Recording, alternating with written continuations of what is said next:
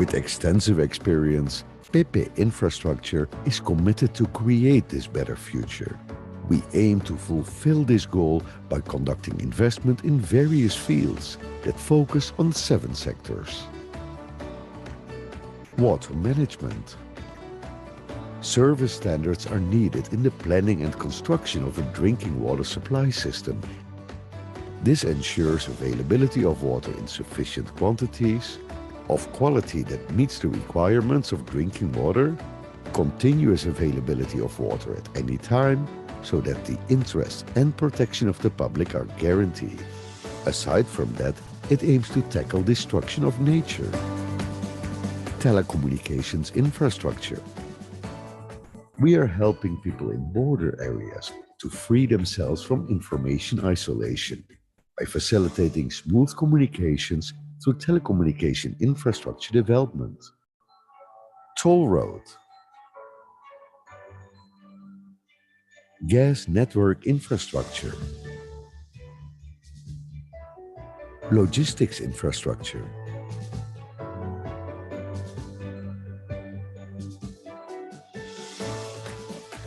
Seaports.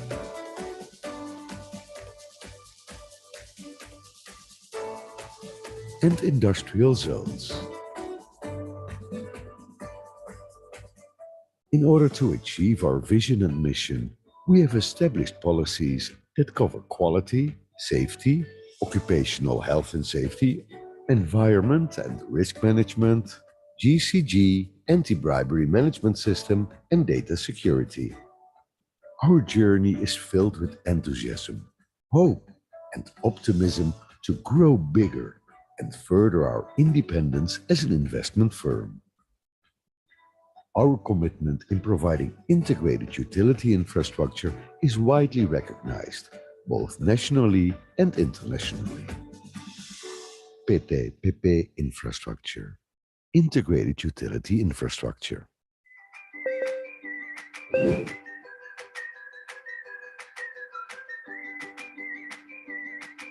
Game terus, sepeda terus, wah, gaster terus. Mas, bobanya satu ya? Boba terus, terus.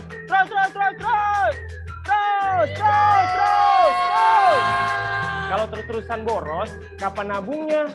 Yuk mulai nabung. Tabungan Mas di Pegadaian Digital aja. Ada promo mulai nabung hingga akhir tahun. Top up-nya bisa pakai kode promo gajian Mas yang ada di setiap bulannya. Kamu bisa dapat diskon hingga Rp250.000. Download aplikasi Pegadaian Digital dan mulai nabung dari sekarang. Yuk mulai nabung Mas sekarang untuk masa depan yang cemerlang. Nabung terus ya. Kita telat, deadline.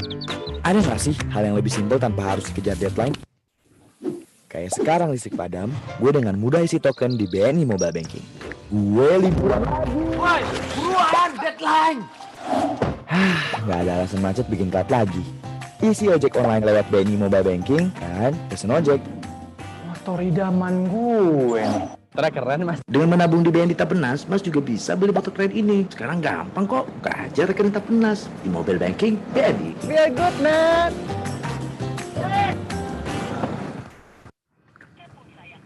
Ya, habis pulsa lagi. Wah, BNI Mobile Banking super komplit. Bisa wujudin apapun yang menjadi keinginan kita. Ingat, klien baru nih. Iya, kayaknya aku bisa ngasih kamu diskon 50%. Punya klien cantik gak perlu perhitungan. Nah, terima deh bukti transferannya. Semua urusan jadi simpel. Aktifkan segera dari smartphone-mu tanpa ke bank.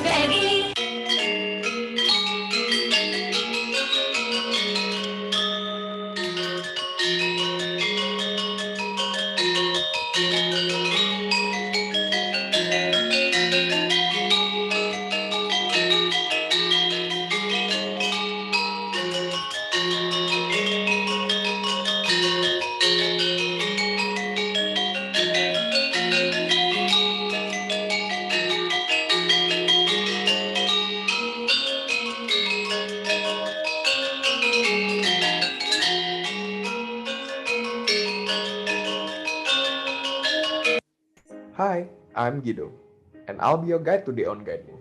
Guidemu has been a huge help for local guides like me to meet new guests. Here I'll show you how. First, you just have to register yourself on Guidemu. Don't forget to mention your expertise. Are you an expert in city tour, culinary, mountain, or diving? Oh, and pick the language that you're fluent in. After your profile is verified by Guidemu team, well, you're good to go. With Guidemu, every passionate guide, be it certified or freelance student, can expand their networks, arrange flexible schedule, meet various kind of guests, and of course, earn reliable money with the safe payment system. Say bye to scams and last-minute no-show. Now what are you waiting for? Register yourself on www.guidemu.com. I'll be waiting. Be like Guido. Join Guidemu. Connecting traveler and local experts soon. Guidemu.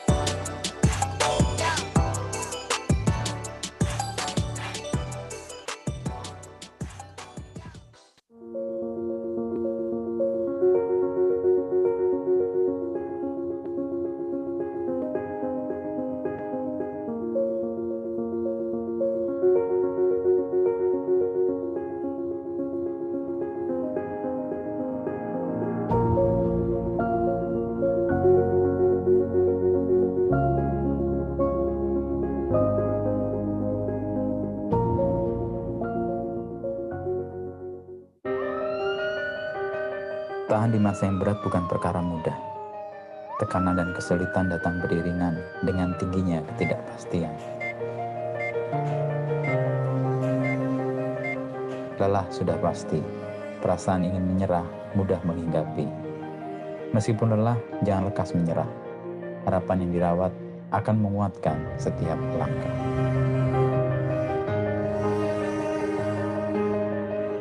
Ibarat benih tanaman, ia perlu terkubur dalam gelapnya tanah. Keyakinan benih itu akan tumbuh, membuat kita gigih merawat, membuatnya tumbuh dengan akar yang kuat. Begitu juga harapan. Jika tidak kehilangan, harapan akan tumbuh jadi kekuatan. Kekuatan untuk bertahan, kekuatan untuk terus melangkah meskipun kerap lelah. Tanam harapan, perjuangkan, dan bagikan. Harapan yang bermekaran memunculkan keyakinan untuk bisa bertahan, bisa tetap melangkah di tengah ketidakpastian. Jernihkan harapan sekarang untuk bersama melangkah menuju masa depan.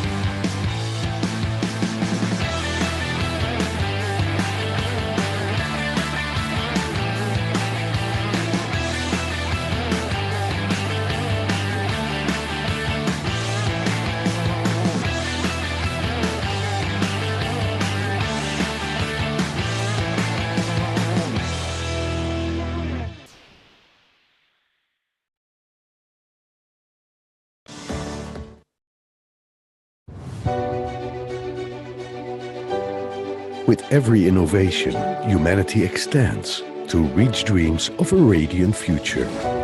With each step, we find a higher meaning that pushes us to build a world full of opportunities for our future and our children.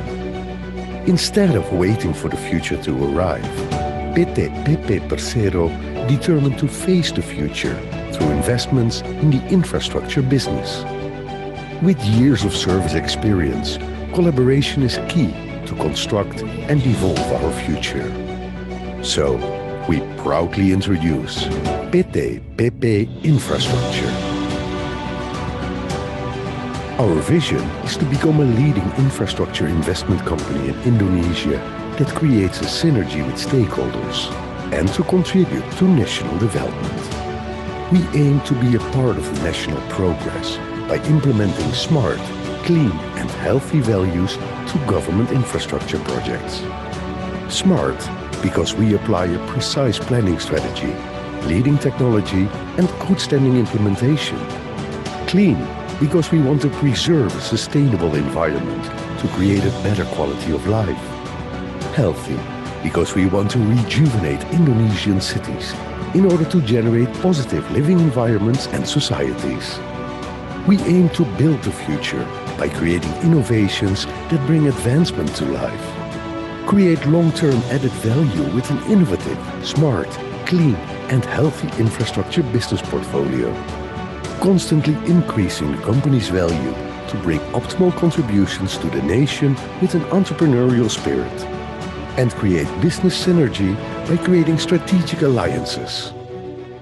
After our pilot project, Metro Capsule, in 2017, we plan to expand our project portfolio in various infrastructure businesses, such as toll roads, seaports, airports, industrial park development, telecommunication towers, water and waste management. In the coming years, PP Infrastructure aims to enhance the function of research and technology development, because impactful innovation is only possible if we apply exceptional research in projects.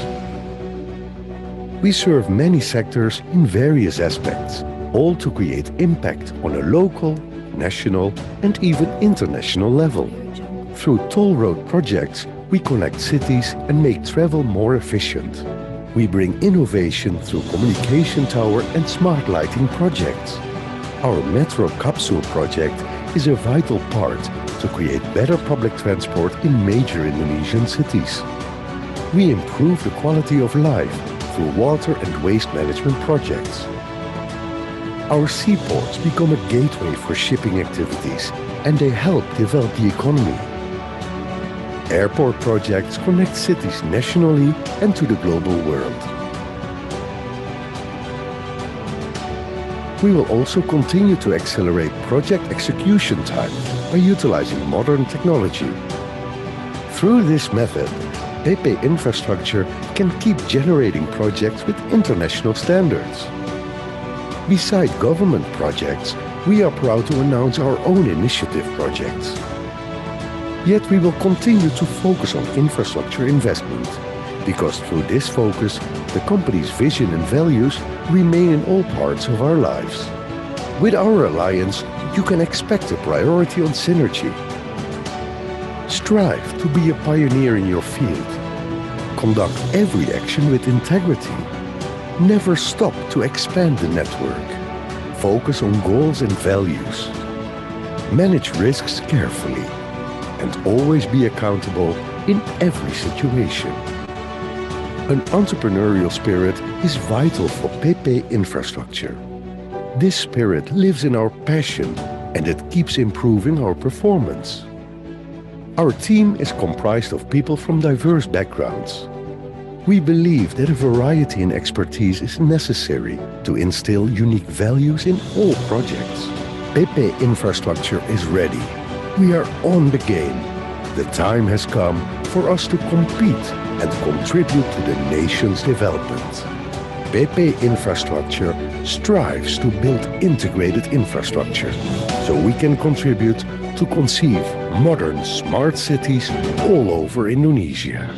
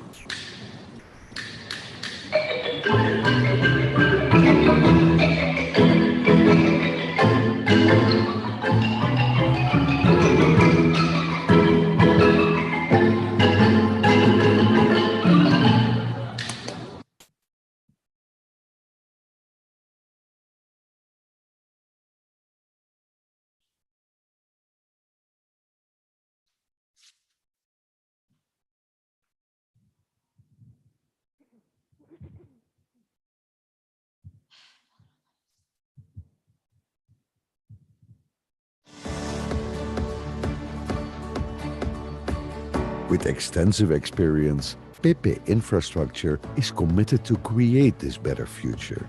We aim to fulfill this goal by conducting investment in various fields that focus on 7 sectors. Water management. Service standards are needed in the planning and construction of a drinking water supply system. This ensures availability of water in sufficient quantities, of quality that meets the requirements of drinking water, continuous availability of water at any time, so that the interests and protection of the public are guaranteed. Aside from that, it aims to tackle destruction of nature. Telecommunications infrastructure.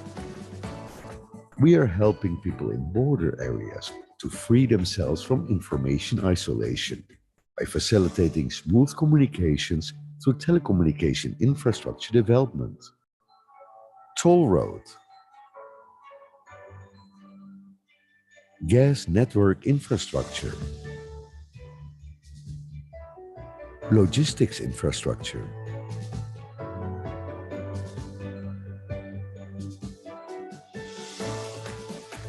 Seaports.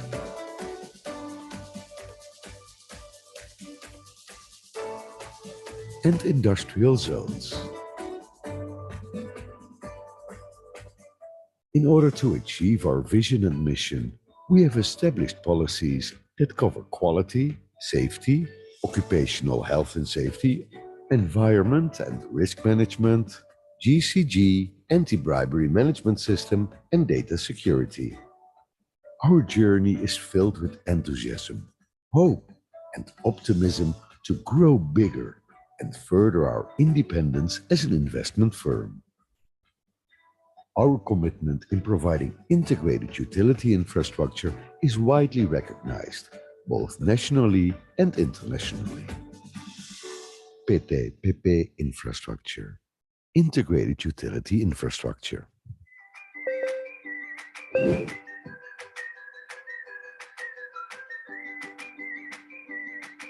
Game terus.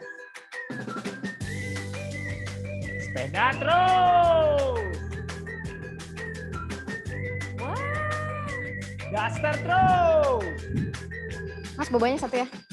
Boba terus. Terus.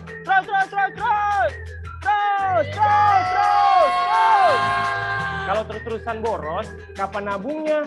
Yuk mulai nabung. Nabung. Tabungan Mas di Pegadaian Digital aja. Ada promo mulai nabung hingga akhir tahun. Top up-nya bisa pakai kode promo gajian Mas yang ada di setiap bulannya. Kamu bisa dapat diskon hingga Rp250.000. Download aplikasi Pegadaian Digital dan mulai nabung dari sekarang. Yuk mulai nabung Mas sekarang untuk masa depan yang cemerlang. Nabung terus ya. Ada nggak sih hal yang lebih simpel tanpa harus kejar deadline? Kayak sekarang listrik padam, gue dengan mudah isi token di BNI Mobile Banking.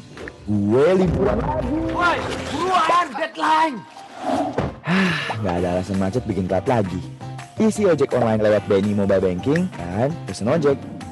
Motor idaman gue nih. Keren Mas. Dengan menabung di BNI Tapenas, Mas juga bisa beli motor keren ini. Sekarang gampang kok, buka aja rekening Tapenas di mobile banking BNI. Feel good, man.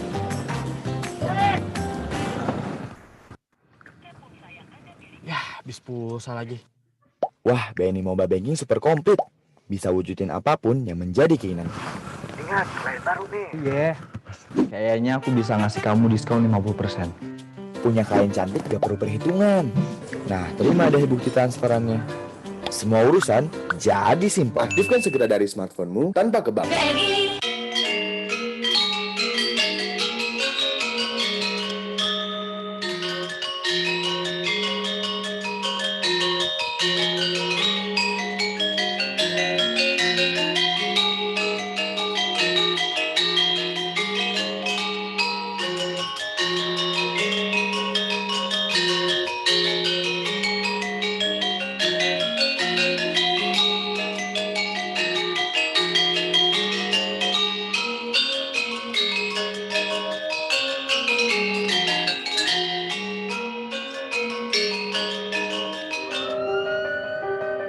Tahan di masa yang berat bukan perkara mudah.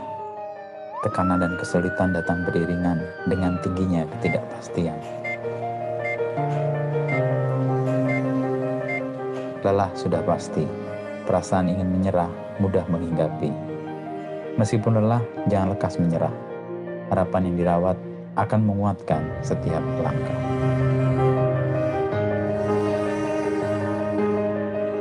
Ibarat benih tanaman, ia perlu terkubur dalam gelapnya tanah.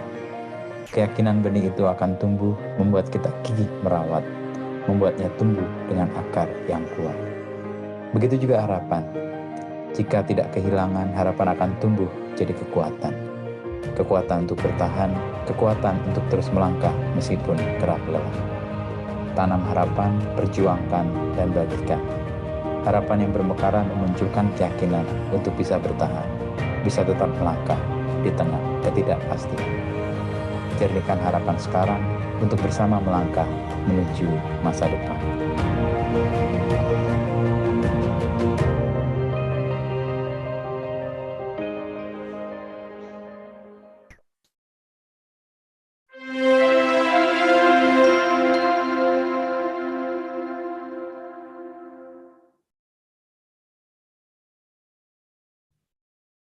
Ladies and gentlemen, Kolintang is a traditional music instrument from Minahasa, North Sulawesi, that was played by the students of the Trisakti School of Tourism Activity, TIAT. And to begin the international seminar, we would like to present you the welcoming dance from the Trisakti School of Tourism Activity, Trade. Began with the Dutch colonial era in 1921, Tapak Betawi is one of the Betawi classical dance originating from North Jakarta. Played in pairs and graceful hands with hand movements that are planting rice, the main element in this dance is the movement of the human body and cannot be separated from rhythm, space, and time. Ladies and gentlemen, Tapak Betawi.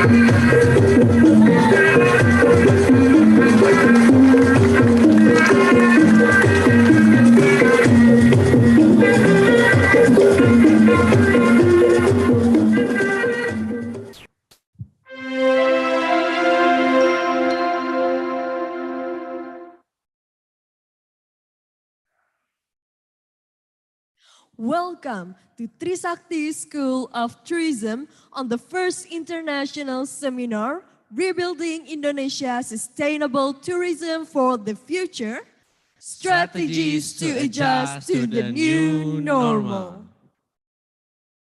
My name is Berliana. And my name is Samuel. We are the students at Trisakti School of Tourism, and please allow us to guide you for the event today. We would like to welcome the Minister of Tourism and Creative Economic of Republic of Indonesia, the Chairman of Trisakti Foundation, the President of Trisakti School of Tourism, Head of Doctoral Program Trisakti School of Tourism, the invited speakers, the participant of seminar and research speed dating, the invited guests, and our beloved sponsor on this event, PP Infrastructure, Bank Negara Indonesia, Pegadaian, Ciputra University, Guidemu, Pita Maha Campuhan Resort and Spa Bali, Melia Hotel Bali, Burger, Godevi, Sea Bass Chicken, and Parimanta. Ladies and gentlemen, the national anthem of Republic of Indonesia, Indonesia Raya.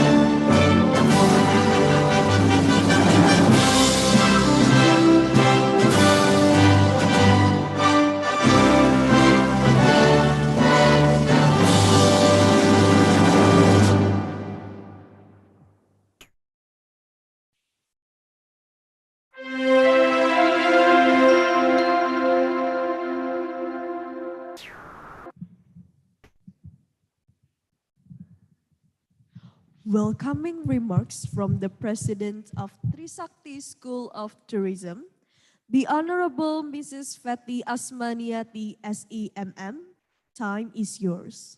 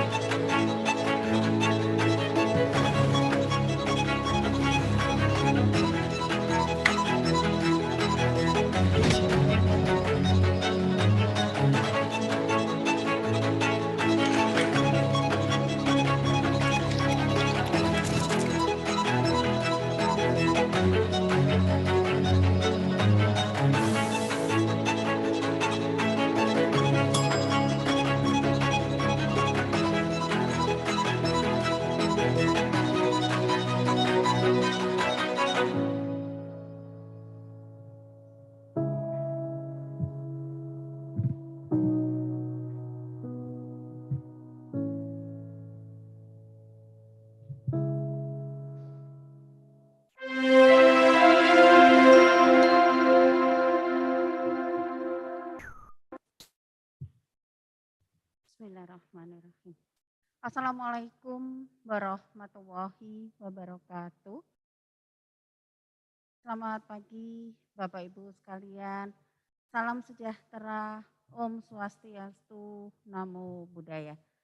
Pertama-tama marilah kita panjatkan puji syukur kehadirat Allah Subhanahu wa taala karena kita bisa berkumpul dalam acara pagi hari ini yang dilakukan secara hybrid dengan keadaan sehat walafiat tanpa kurang satu apapun.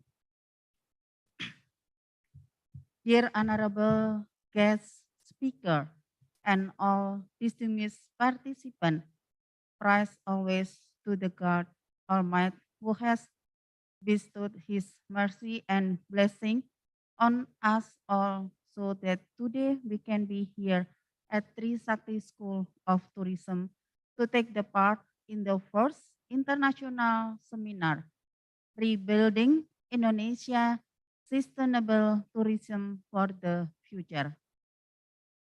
With full of honor and happiness, I thank the Minister of Tourism and Creative Economy of Republic of Indonesia, Dr. Haji Sandiaga Salahuddin Uno, BBA, MBA. All the presenters, Professor Halimin Herjanto from University of the Incarnate World, San Antonio, Texas, USA. Professor Gavin Caldwell from International Management Institute, Switzerland, and Chef Ragil Imam Wibowo from Nusa Indonesia Gastronomy. And also, I really appreciate and thank you so much to all the participants and especially participants from 10 countries who joined in this seminar from Indonesia, Malaysia, China, Taiwan, Japan, Philippines, USA, Canada, and Australia and Vietnam. And also, we very deeply thanks so much all sponsors who have very kindly contribute to this seminar. I believe your contributions are very helpful and meaningful. This year, this big opportunity comes to Trisakti School of Tourism in conjunction with the 53rd anniversary of Trisakti School of Tourism Indonesia. We are gladly hosting the first international seminar Rebuilding Indonesia Sustainable Tourism for the Future. This seminar was initiated by Tourism Doctoral Program student at Trisakti School of Tourism to contribute to the restoration of sustainable national tourism, especially in the field of gastronomy and heritage.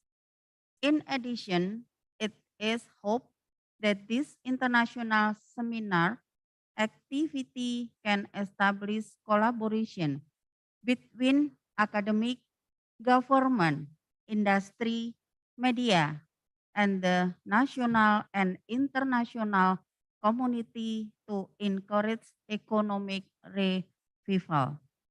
We believe this event is very strategic and meaningful not only for us and also for the development of our knowledge about hospitality tourism in the future. Moreover, we expect that we can develop innovatively and meet the demand of scientific development through this event. To keep a good collaboration and to mention a harmonic relationship between its institutions are the responsibility of all parties.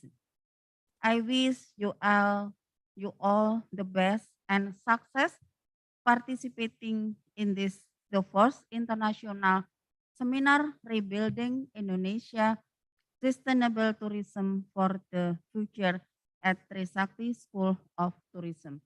And we also thank you so much for Bapak Dr. Himawan as from the Trisakti Foundation already joined with the seminar, and also Prof. Jati as a head of Doctoral Department, and also all my students already made the seminar success. Big applause to all the student head and also foundation. Thank you very much and have a very beautiful and meaningful day. Wassalamualaikum warahmatullahi wabarakatuh.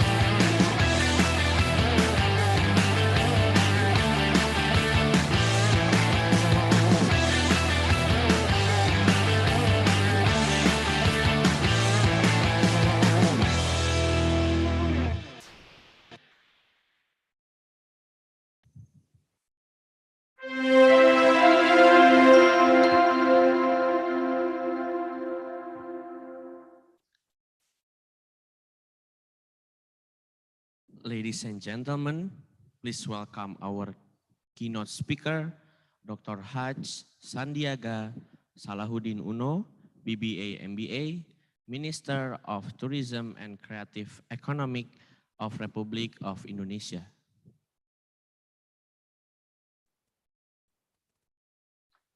Distinguished guests and panelists, participants of the seminar, ladies and gentlemen, COVID-19 pandemic has put the world in a VUCA situation. V for volatility, U for uncertainty, C for complexity, and A for ambiguity. Transformations are apparent, adapting to changing global trends that are more personalized, localized, customized, and smaller in size. As a recovery effort, we have prepared policies and programs that aim to increase the contributions of tourism and the creative economy to national resilience. Based on quality tourism experience, creative economy-based tourism and value-added creative economy development is very, very crucial. Indonesia is committed to developing sustainable tourism through the Sustainable Tourism Development Program. In this regard, the government has implemented CHSE in tourism and creative economy and launched carbon footprint calculations and offsetting as the latest program. CHSE stands for Cleanliness, Health, Safety, and Environmental Sustainability. Surely these efforts are in line with Indonesia's vision to become a sustainable hub in the Asia Pacific. Our working platform is for the recovery and growth of tourism and creative economy sectors by driving business opportunities and job openings, with implementing adaptations, innovations, and collaborations as we head toward new economic era. Furthermore, the strategic programs we have prepared this year include development of tourism villages by optimizing creative economic potential, development of priority tourism destinations, diversifications of quality tourism, business recovery and development of the ecosystem with the accelerations of digitalization. Lastly, I would like to congratulate this international seminar organized by Trisakti School of Tourism. I hope through this event, there will be some brilliant ideas and initiatives from the stakeholders to provide solutions related to tourism issues globally, as well as their contributions and role in dealing with problems arising from tourism activities. May God bless all of us. Thank you very much. Wonderful Indonesia.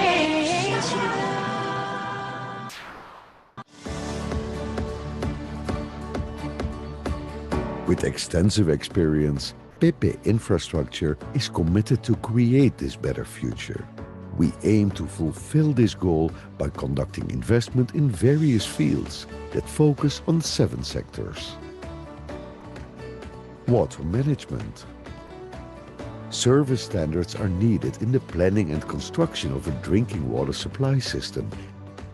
This ensures availability of water in sufficient quantities, of quality that meets the requirements of drinking water, continuous availability of water at any time, so that the interests and protection of the public are guaranteed. Aside from that, it aims to tackle destruction of nature. Telecommunications infrastructure. We are helping people in border areas to free themselves from information isolation by facilitating smooth communications through telecommunication infrastructure development. Toll road. Gas network infrastructure. Logistics infrastructure.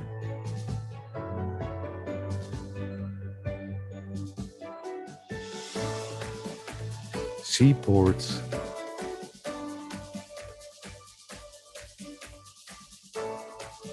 And industrial zones. In order to achieve our vision and mission, we have established policies that cover quality, safety, occupational health and safety, environment and risk management, GCG, anti-bribery management system, and data security. Our journey is filled with enthusiasm, hope, and optimism to grow bigger and further our independence as an investment firm. Our commitment in providing integrated utility infrastructure is widely recognized, both nationally and internationally. PT PP Infrastructure, Integrated Utility Infrastructure.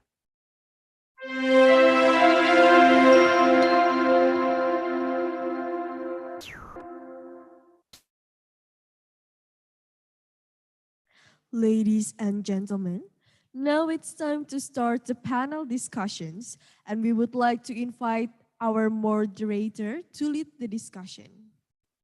The Honorable Associate Professor Hera Oktadiana, PhD, CHE, time is yours. Thank you. Can you hear my voice?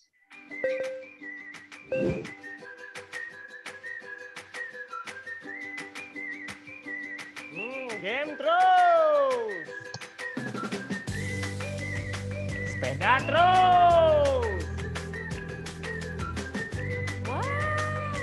Daster terus. Mas, bobanya satu ya.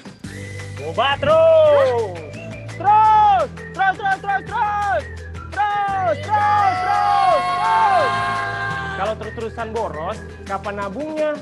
Yuk mulai nabung, nabung.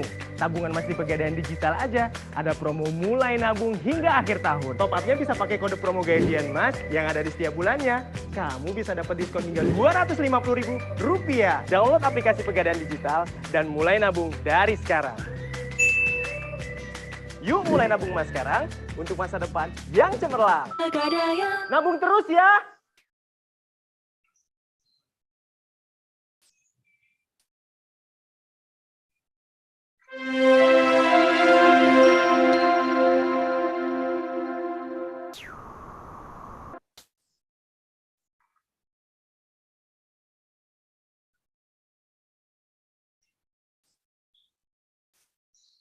Okay, good afternoon, good morning, or good evening, to the respected participants. Thank you and welcome to the first international seminar created by the doctoral students of Trisakti School of Tourism, titled Rebuilding Indonesia Sustainable Tourism for the Future, with the theme Strategies to Adjust to the New Normal. So today we have three distinguished speakers, Professor Halimin, PhD, and then Professor Gavin Cartwell, and then Chef Ragil Imam Wibowo. So I think without further delay, I would like to call our first speaker, Professor Halimin Herjanto, PhD. So Prof. Halimin Herjanto is an assistant professor of marketing at the University of Incarnate, World, USA. He received his doctoral degree from Auckland University of Technology, New Zealand in 2014. He earned master's degree from the same university with first class honors. He started his academic career in Asian Language Center Kobe, Japan in 1999. Then appointed as an assistant lecturer and teaching assistant in Auckland University of Technology in 2010 and 2013, respectively. From 2014 to 2018, he was an assistant professor of marketing in McKinney University, USA, then in Marist College, USA from 2018 to 2020. Prof. Halimin research focus is on the field of marketing, sales, and tourism, specifically in the area of consumer behavior and branding. He has been published in numerous international journals. He is editorial board members of journals Sustainable Management Studies, Journal of Management Entrepreneurship Indonesia, and Journal Pengurusan UKM Journal of Management. Prof. Halimin has been involved in various professional and scholarly activities. He received several industry awards from PT Sewu New York Life and ANZ. His industry experiences included marketing and retail in Indonesia, Japan, and New Zealand. So I would like to welcome Professor Halimin Herjanto to give your speech. Please, Professor Halimin. Well, thank you very much, the moderator. I really appreciate your introduction. Very lovely. I don't even remember my own history, but you read it well. Thank you very much. As you can see from my name, I am Indonesian descent. I was born in Tasikmalaya in Jawa Barat. I still speak Sundanese quite well, but my Indonesian is a little bit rusty because I left about 35 years ago in Indonesia. Anyway, so first of all, I would like to thank Trisakti School of Tourism, seminar committee members, as well as I would like to specifically thanks to Ibu Maida, who has been very helpful in accommodating my needs, and I totally appreciate her help. Today, I am very honored, humble, as well as delighted to serve as a guest speaker and to share some of my knowledge in tourism industry. Specifically, I would like to share some of a business practitioner point of view. As we all aware that tourism is very vital to any countries in the world, simply because tourism not only provide or contribute to our GDP, but more importantly, it also improve local people living standard. For example, tourism provide job as well as improving the infrastructure. However, if we look at a little deeper of the tourism benefit, that tourism actually go even further. What I mean by that is that tourism provide an opportunity for us to have a lifetime experience. And more importantly, also the high level of self-awareness about what we have, as well as we appreciate what we experience through some kind of communicating, integrating, as well as interconnecting with different culture. So tourism is very important. However, as we all understand, COVID-19 has impacted tourism industry quite significantly. The number of international and local tourism's down, but 2022 is a new era. We have seen a light at the end of the tunnel. We also have seen that international travelers have slowly but surely returned to the travel activity. However, according to number of tourism vlog in the United States, they say that we will never ever return to the tourism industry like what we had pre-COVID-19.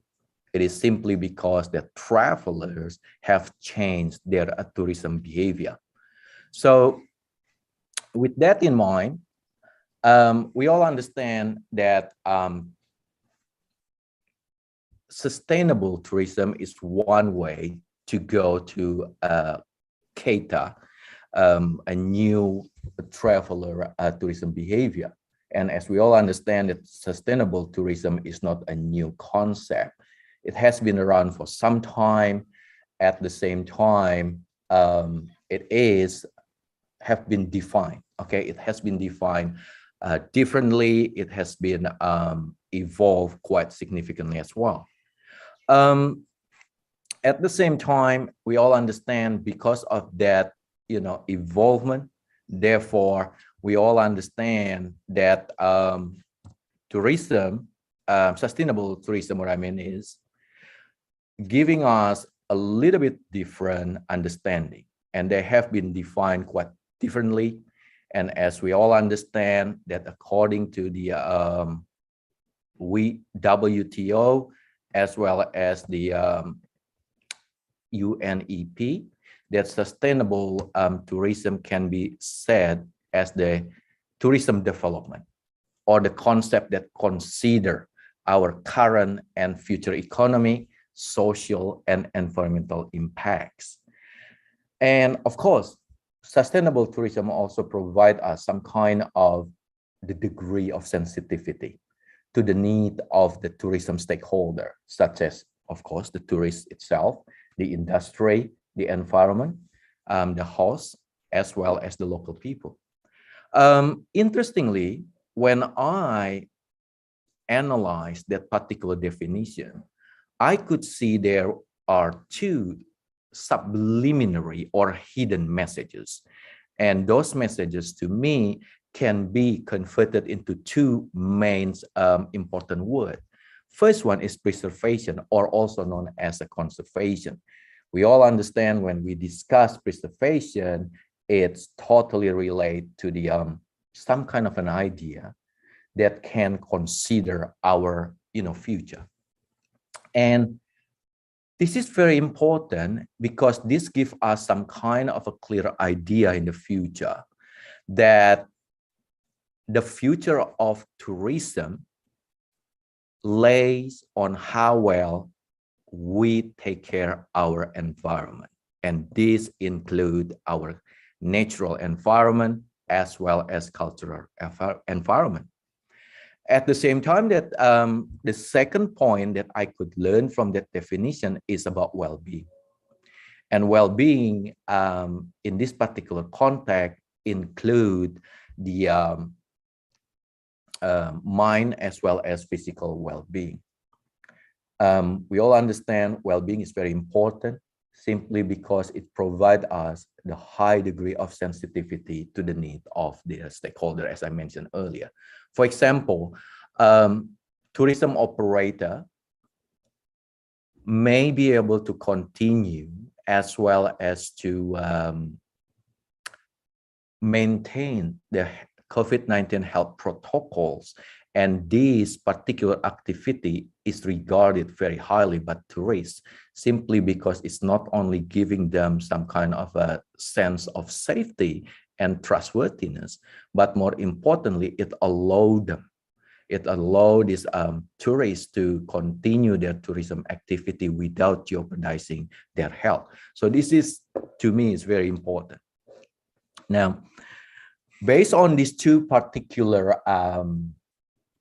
a hidden message, if I can say, then a lot of American travel vlogger, they mentioned that a future tourism will be different, and they try to predict and identify what type of travel behavior that we need to anticipate. So there are a few things that we can learn. First of all, we learn that travelers will start traveling around the world again, but this time they will have a higher caution. In other words, they will enjoy their traveling time, but this time they will be very well aware about their health and wellness. In other words, they try to stay away from the crowd as well as to maintain the social distancing. Simply because that COVID-19 has provided us with a very good wake-up call that health is a very important asset that we human beings have. And because of that, based on that COVID-19's issue that we just experienced, then tourists seem more likely to involve in a physical activity during that travel experience. Secondly, according to Dentsu and Microsoft Advertising 2021 report, they also mentioned one of the positive impact of lockdown is actually improving individual or potential tourists to have a high awareness on climate change as well as natural preservation. And interestingly, because of this high level of understanding, these travelers tend to involve or to experience some kind of a highly climate-friendly travel. And for instance, they are more careful with the clean water usage. They are a lot more concentrate on the natural preservation, litter, and food waste. In addition to that, COVID-19 also show us how important the community that we live in. As we all understand, everybody work together, hand in hand, to help each other to get through this COVID-19. And this understanding of the importance of community also transform or resonate to the travelers' belief or intention to experience some kind of authenticity of the local community. Because for them, experiencing this a local culture or local living setting will help them to facilitate some kind of cultural exchange, expand their mind, understanding tolerance, demonstrating inclusivity without borders. So this is another a new trend that we may need to anticipate. In addition to that, because of that high level of community care, I suppose to say, travelers around the world also try to maintain the sustainability of this community by inclining to use some kind of environmentally friendly vehicles, such as the electric vehicles or hybrid vehicle, and so on and so forth, in order to minimize their travel footprint as well as noises. In addition to that, some other vlogger and travel agents in the United States also mentioned that a traveler around the world also have a highly appreciation to the food sustainability and healthiness. As we all understand, during this COVID-19, we become aware that food, or especially healthy food, will help us to maintain our health in the future. So with that in mind, so they predict that the travel around the world will be more willing to try organic and healthy food and More importantly, they would like to try some kind of a local health cuisine. With that in mind, also tourists around the world also become more involved in the circular tourism, which means allow them to involve in reducing and avoiding unnecessary plastic packaging and become more a greenwash. In other words, they tend to look at sustainability, environment, and culture as their main concern when they are travel around the world. And because of that, they are looking of the tangibility of our action. In other words, this traveler look for the sustainability certificate that show this tourism operator or hotel industry or even a rental car, a real intention on how to manage as well as to maintain some kind of a sustainability. Further on, of course, we also have what we call it regenerative tourism. In other words, this is a kind of a new concept though, but the original concept is not so new. What I mean by that then,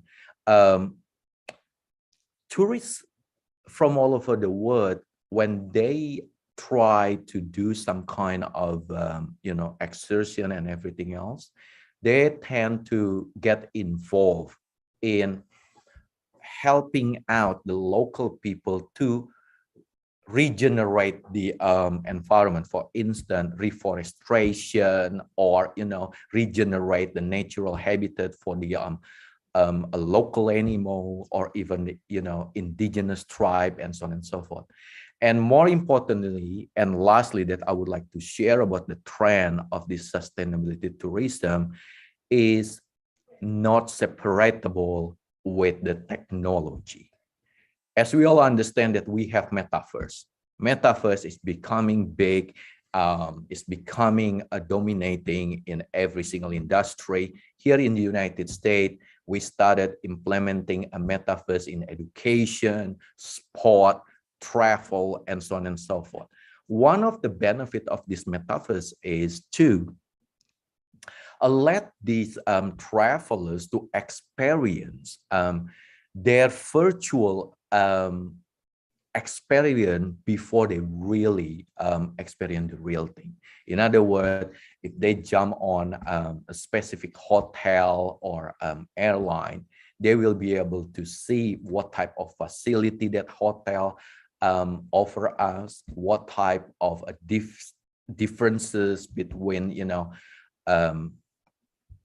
the business class or the economy class, and so on and so forth. And this is very helpful for them, simply because they will be able to eliminate some risk, specifically what we call a performance risk.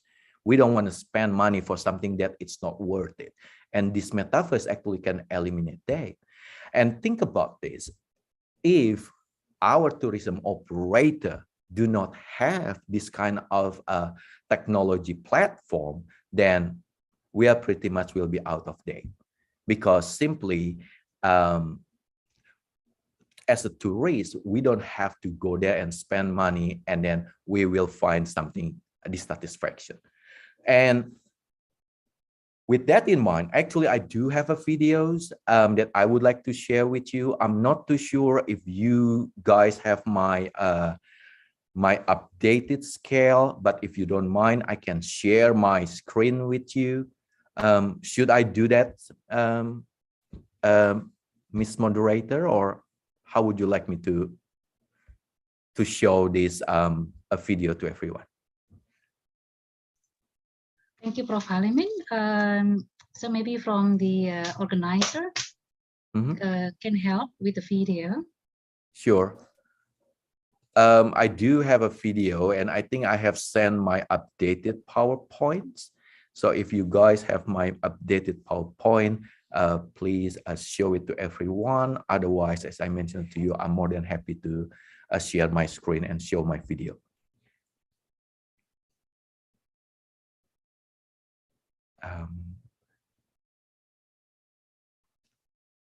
What should I do?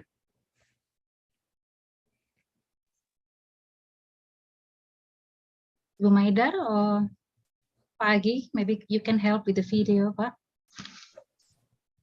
Check, Prof. Yes, Prof. We don't have the update. Okay. So do you mind if I just share my screen to you? Yes. All right. So let me share that. Okay, just let me. Please share your video, Prof. Thank you. Sure. We'll do that. Thank you. Won't be long, all right? So let me just share it. Okay, so this a brief video will show you how metaverse has been implemented in travel industry. Let's watch it together.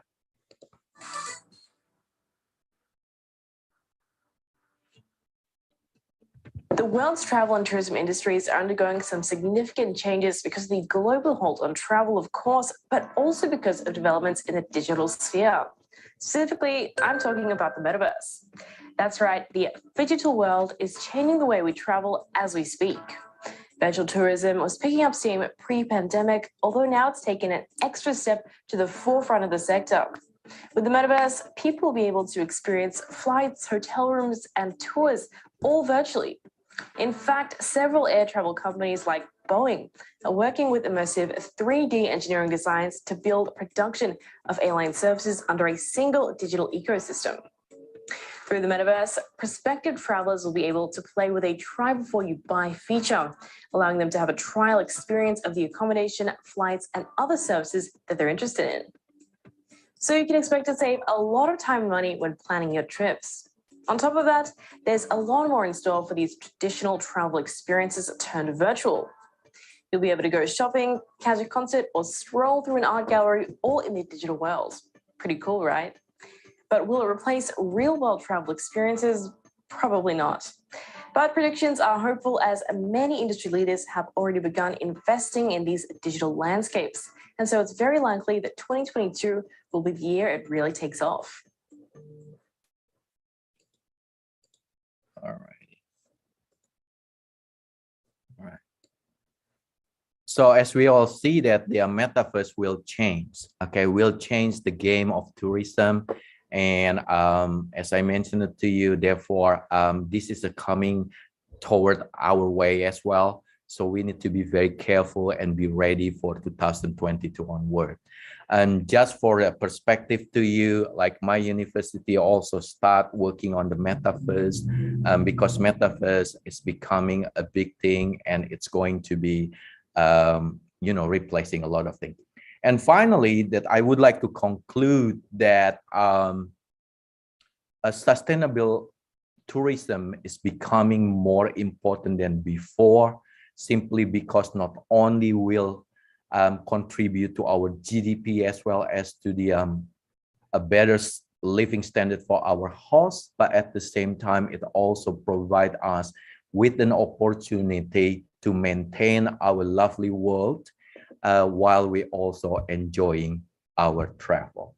So I guess that's all I have that I would like to share with you. And if you have any question, please feel free to ask me. Thank you. Thank you very much, Professor Halimin. Thank you for the real eye-opening presentation. It's very interesting video that you showed us. So as we are all aware from the Professor Halimin's presentation, sustainability is vital for the tourism industry. I think everyone knows that. Sustainable tourism positively relates to the humankind and environmental well-being. Prof. Halimin also addressed that the well-being can only be achieved by integrating technology and human sensitivity towards nature and culture. Well-being means we recognize the needs of the visitors industry and the environment, and also the host communities. It is important to note that the trend in sustainable tourism has evolved and become more humanized. So Prof. Halimin also mentioned that tourists are becoming more connected with nature during travel. They become a more responsible tourist. They appreciate the local food, and then they also have a concern about food sustainability and also how to maintain the healthiness. They also involved in the reducing the waste, because as you're all aware that there are so many waste at the moment, and not only just the plastic waste, food waste. There's all the issues that we are facing in the tourism industry. Another sustainable way of traveling is regenerating tourism. Maybe you've heard about regenerative tourism. It means that when we are traveling, we try to restore the harm that our system probably have created. So we are leaving the good impact for the tourism destination. Okay, so thank you so much, Prof. Halimin, and I understand it's very late at where you are at the moment. So what time is it, Prof? Well, at the moment, it's about nearly 11 o'clock at night. Okay, nearly 11 o'clock. Okay, so it's very late. All right, so okay, thank you, Prof, for joining the seminar.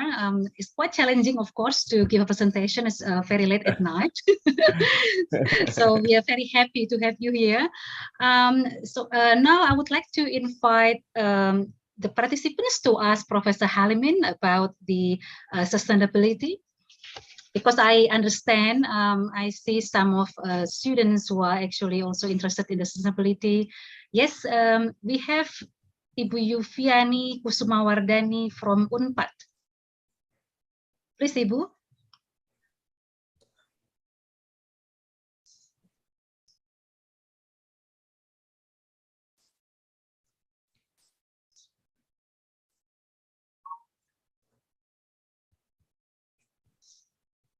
Yes, Ibu, please, your question.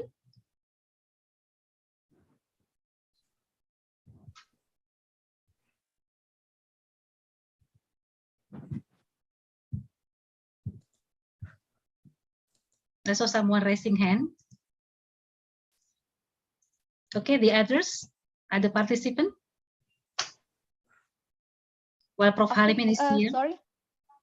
Sorry, Prof. Hera and Prof. Halim. I'm Yufiani from Pajajaran University, and I'm also lecturer in Sekolah Tinggi Pariwisata Bogor. Good afternoon, good evening maybe, yeah, Prof. Halim. I want to ask, we are in the COVID-19 pandemic right now, which make our tourism lose so many revenue, and now there is appear a new global economic with resilience as a basic. And what do you think about especially Indonesia resilience in the rural tourism to transform sustainable tourism in rural tourism? Maybe the resilience may be related with our human research or another aspect or factor. So what do you think about Indonesia resilience to transform sustainable tourism, especially in rural tourism? Because I think it's so hard in Indonesia to transform sustainable tourism, especially in rural tourism. Thank you, Prof. Thank you very much, Wilujeng and Ying, correct? I think the Sundanese how to greet. As I mentioned, that's my parents are still in Tasikmalaya, so I do speak Sundanese to them almost every day. Yes, that's a very great question. Very great question. So the question is then, sustainable tourism, as I mentioned it earlier, is becoming a key for a future tourism. Because let me put my own experience. I was born in Indonesia. I've been away for almost 35 years. And believe me, that Indonesia is one of the best and most beautiful country that I have visited. I've been visited more than 33 countries in the world. And sometimes I ask myself, and I ask my wife is foreigner. So every time that I ask her, what do you like about Indonesia, first of all? Indonesia is very beautiful. Indonesia offers something unique, something that some other country that may not have. For example, our nature is a very beautiful, is a very different people, very friendly. However, having said that, we should be very honest to ourselves that I believe that our people in Indonesia still have some kind of lack of awareness about sustainability. We throw our litter easily. We don't appreciate a heritage. We don't appreciate how beautiful our trees, our forests, our water. We just throw everything as convenient. I think, to me, first thing first, in order for us to maintain that, so we should educate them how important the nature for us. That's number one. Number two, although I've been away from Indonesia for some time, but I still love Indonesia to heart. I still watch YouTube, specifically food vlogger. I love it very much. Every time I saw it, it's beautiful. However, I do understand that Indonesia is becoming more globalized, it's becoming more industrialized, and as a result of that, our culture also deteriorated. Specifically, I'm sorry, I'm not saying to everybody, this is only my personal perspective. Please don't be offended. Sometimes I feel sad when I saw some kind of a young people, they forget their own culture. They start speaking English, they start speaking everything, which is good. It's awesome. But if I am a tourist, if I go to Indonesia and again, I can see KFC rather than ayam geprek or, speak another language. So my question to me is, what's unique? Why should I go to Indonesia? That's one thing. Secondly, to me, Indonesia is a very unique place because we are so diverse. And Indonesian diversity is I will say that it's a power. It's a power to show that, hey, this is us. We are different, but we are still the same. No matter where you go, people will smile. No matter it's a beautiful thing. So to me, there are two things that we need to be very careful with facing this globalization. First of all, nature. Nature means not only with the natural environment, but also with our cultural as well. I think we should be very proud being an Indonesian. Because that's something very different. I can very much tell you in honesty, I still teach my student with my batik. I love batik very much. It's very cool. I don't have to wear necktie and so on and so forth. And people still ask me, what is that? I said, you want it? Cool, that's batik. So once again, my answers are very simple. One of them is the natural conservation awareness, and secondly, that we need to preserve our culture as well. I hope that's answering your question, though. Yes. Okay, thank you, Prof. Halimin, for very insightful answer. And here there is also from the committee, if you have any question, please raise your hand. And the committee actually prepares the award. Okay, there's a presence for the best questions at the end of the seminar. All right, so any more questions from, for Prof. Halimin? Because it can be very hard to reach Prof. Halimin, and he's here among us today. So please, yes, okay. So here, okay, I received a message from Ibu Wahyuni. So you are there, Ibu Wahyuni? Oh, that's Kevin. Okay. Okay. Yes, Kevin.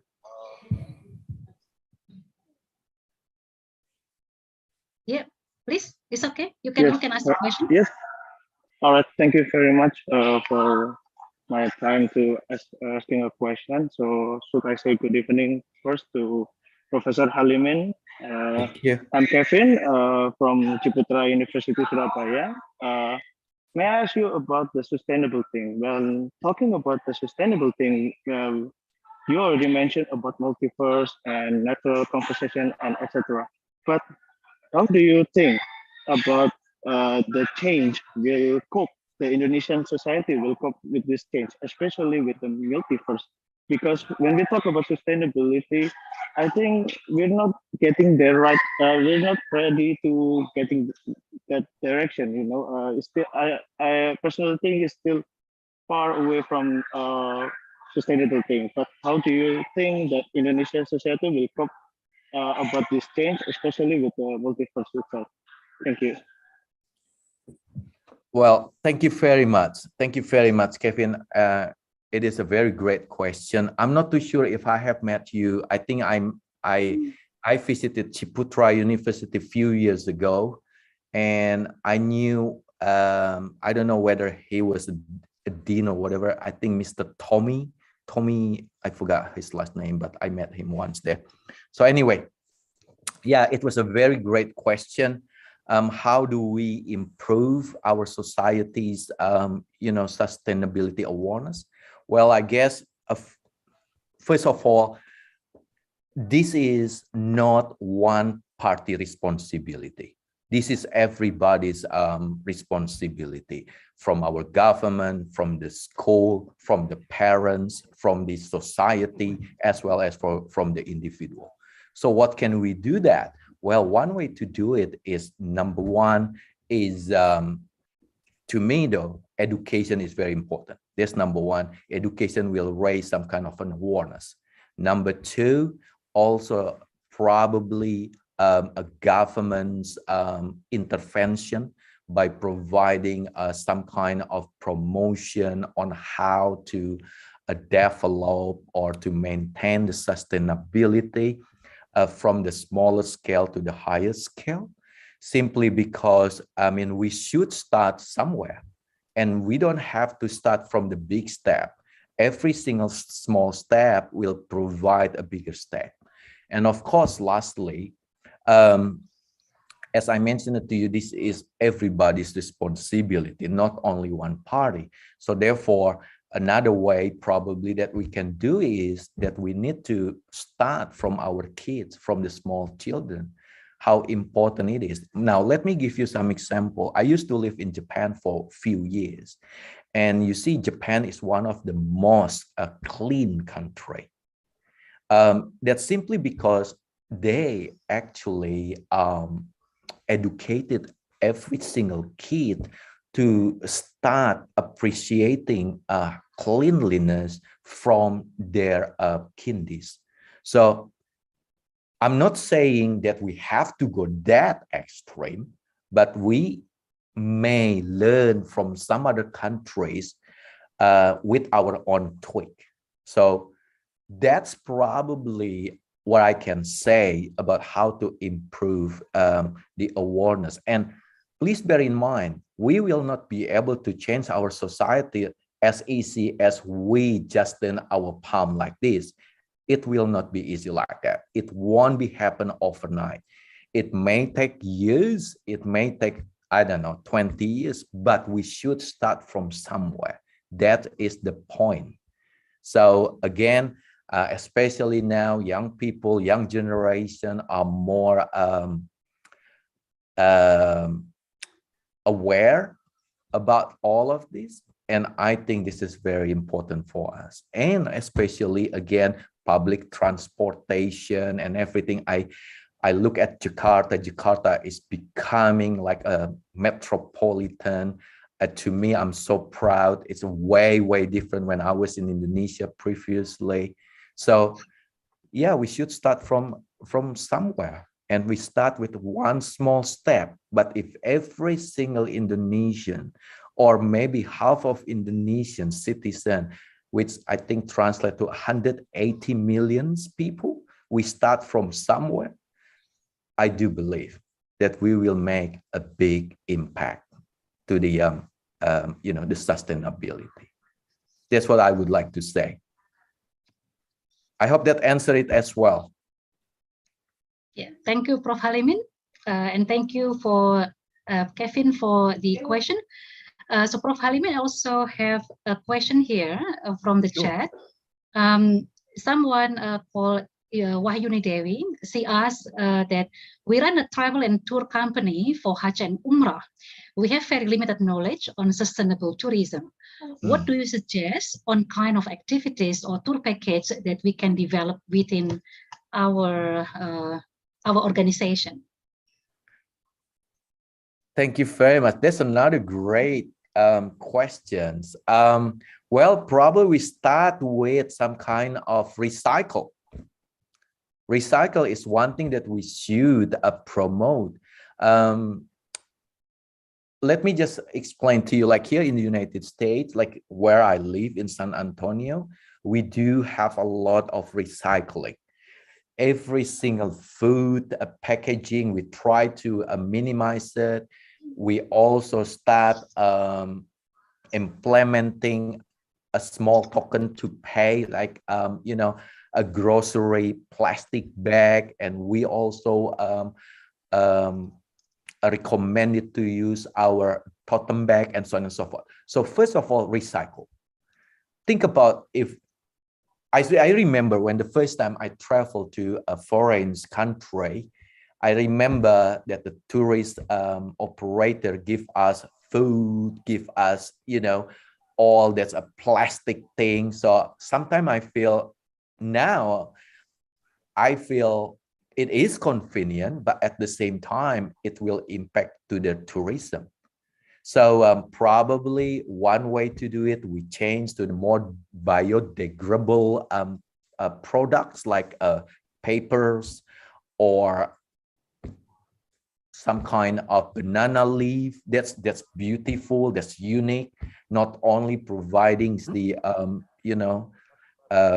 the packaging, but also the uniqueness. But I do understand if you travel to foreign country, I don't think that it will be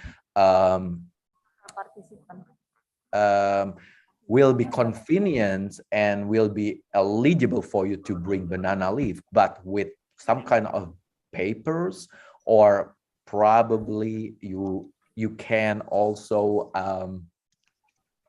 work with the local food catering and everything, and you can say that, hey, this is one of our requirement, which is I would like to have all packaging from biodegradable products. So that's one thing that you can do it, because you are a customer, you bringing a lot of business to them. If you don't, if they don't want it, you have a lot of choices. So here in United States, like we do have what we call it a body shop. I think Jakarta also have a body shop, right? And we pay a little bit more. But because we feel better, we feel we contributing to this sustainable environment. So that's what I can say. So started from recycling, try to reduce some kind of a plastic usage, as well as promote reuse. We are here, we try to reuse a lot of things, because as you know, at the end of the day, that we are contributing to the CO2 even more, so which is going to be very bad for us as well. So I hope that also answers. I know it's very general, but I think this is something that we can start with. Thank you, Prof. Halimin. I think it's very good idea, Prof, to use the starting from the recycling, especially for like the goodie bag or the gift and things that the travelers can bring with them. And then we have, I think the time, I'm reminded the time is only for one more question, and we have Pak Himawan here. The other questions probably can you please write down, and then we can send it to you, Prof, if that's okay? Yeah, if you can send the questions to your email. Please, okay. More than happy. All right. Thank you, Prof. Please, Pak Himawan. Hello, Mike. Thank you, Bu Hera. Prof. Halimin, thank you for your sharing. Thank you, sir. Very nice. Prof, I sit beside Ibu Feti, the chairman, and also Prof. Jati, Prof. Panca Jati. Oh, how are you, Papancha? How are you? Nice meeting you again. Prof, I used to wear the odang. This is my. I'm proud to be to preserve the culture of our ethnic group from West Java. My question is about, in your last PowerPoint, you mentioned about the community center. Can you could you please elaborate what do you mean by community center, please? Thank you. Sure. Thank you very much, sir. Community center sustainable tourism is very much related and getting more popularity because of COVID-19. So as we all understand that COVID-19 has impacted us significantly, and we understand that we can get through all this pandemic because our helping each other, our communities stand together to help each other. Now, and this actually has given us the opportunity to appreciate our human interaction. And this experience is translated to the, a world traveler to experience the local community living experience. So rather than we stay in a hotel, rather than we stay in a B&B, I would like to, jump into your society, live in your community for a day or 2, 3 days or a week, to understand how we live together, to understand how we can learn the culture, how we can, stand side by side and eat your food, I share my food. So we become a community, not only become a small village community, but it's becoming a world community where, we can still contact, we still have some kind of family somewhere around the world. And this is becoming bigger and becoming a popular as for example, B2B, right? B2B homestay is booming before this COVID-19, because as you can see that we human beings, unfortunately, with the technology, that our connectivity is becoming lacking. Technology has replacing our communication. So for instance, when I talk with my wife, sometimes I just texting rather than I say hi. So with this community-centered tourism, so we become more involved. We become one of the local community. And that is becoming a trend. So that's, to me, is a very beneficial, because not only you sharing the, a memorable experience, but more importantly, also they learn how to become more sustained in their local way. So that's what I meant with the community center tourism. Hatur nuhun, Pak. Thank you. Afternoon, Prof. Sami-sami. Thank you, Bu Hera. Yes, terima kasih. Thank you, Pak Imawan. Thank you, Prof. Halimin. So, Pak Budi, do we still have one more question, or we still have for time, or no? Yeah. Okay. Yeah. Okay. Maybe one more question from Erika Wibawa.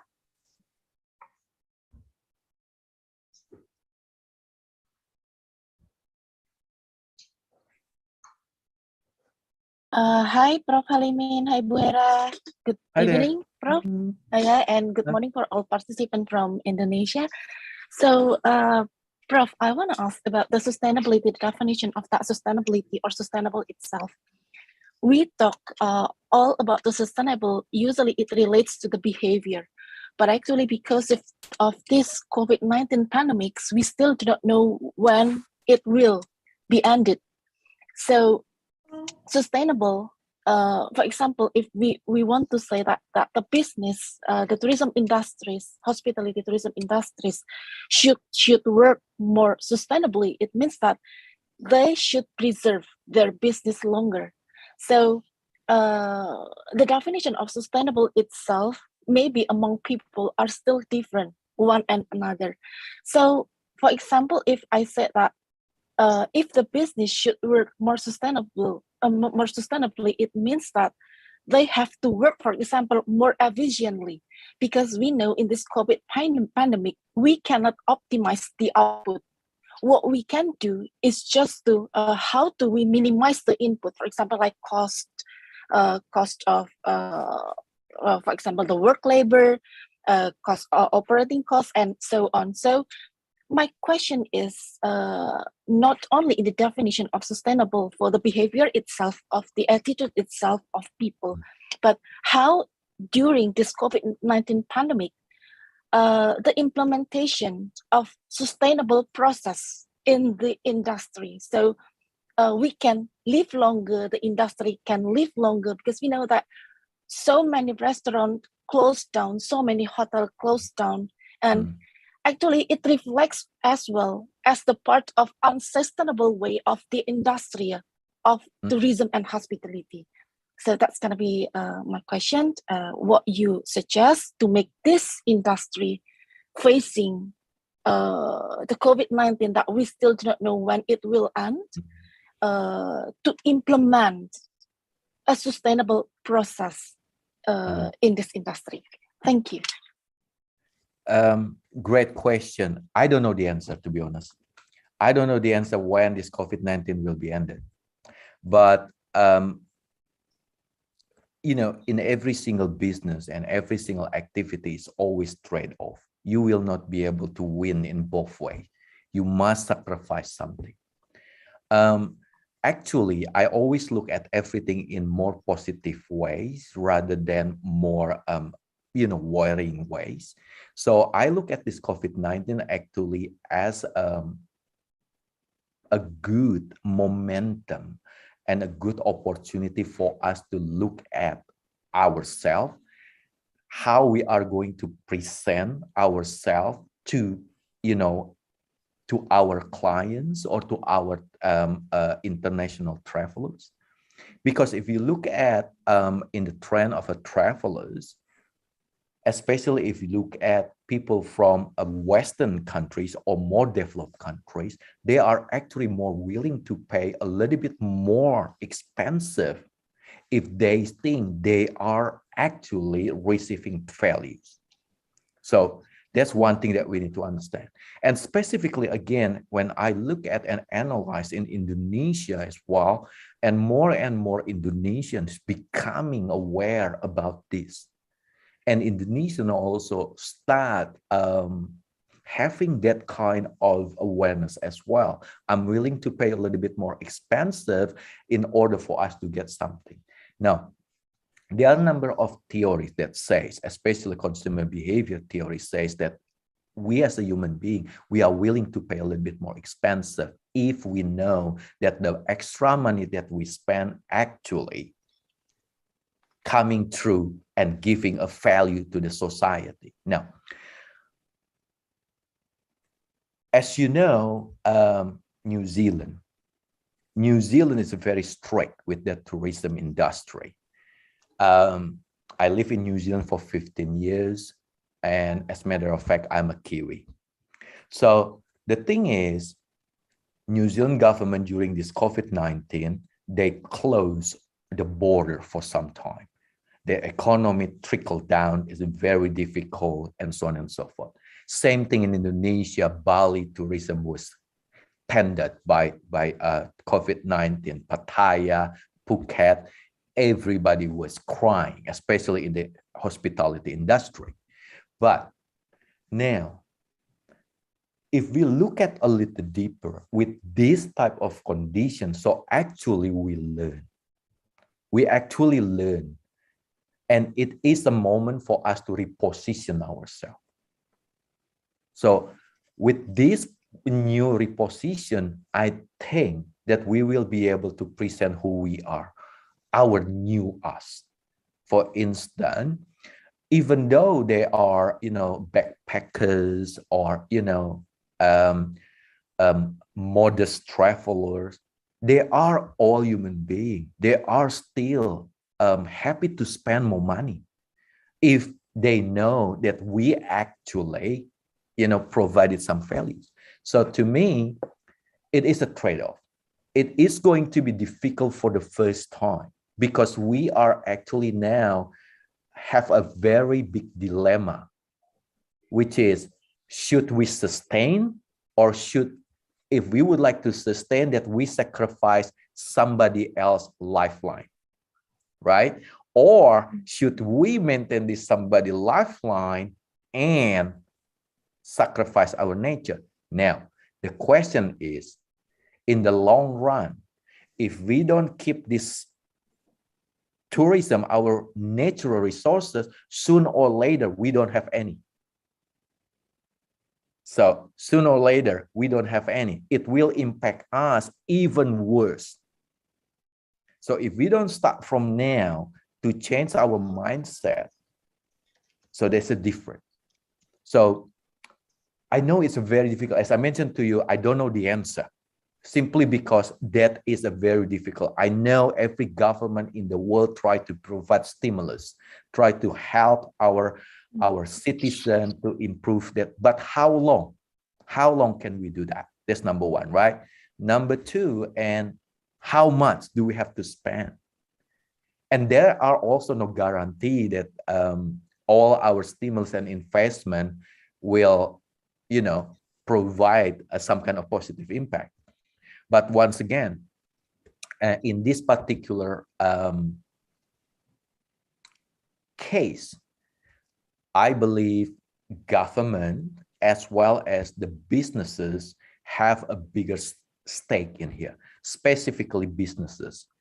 Here, businesses should see how we need to help these particular cases to balance up. For instance, let me give you some example. Here, during pandemic in San Antonio here, there are so many restaurant business out of business. You know that nobody want to go out there and scary. And what happened is they opened their restaurant and they created some kind of a food donation for someone who lost jobs, for something like that. But at the same time, they have some kind of a donation box. So whoever can pay more, they can pay more.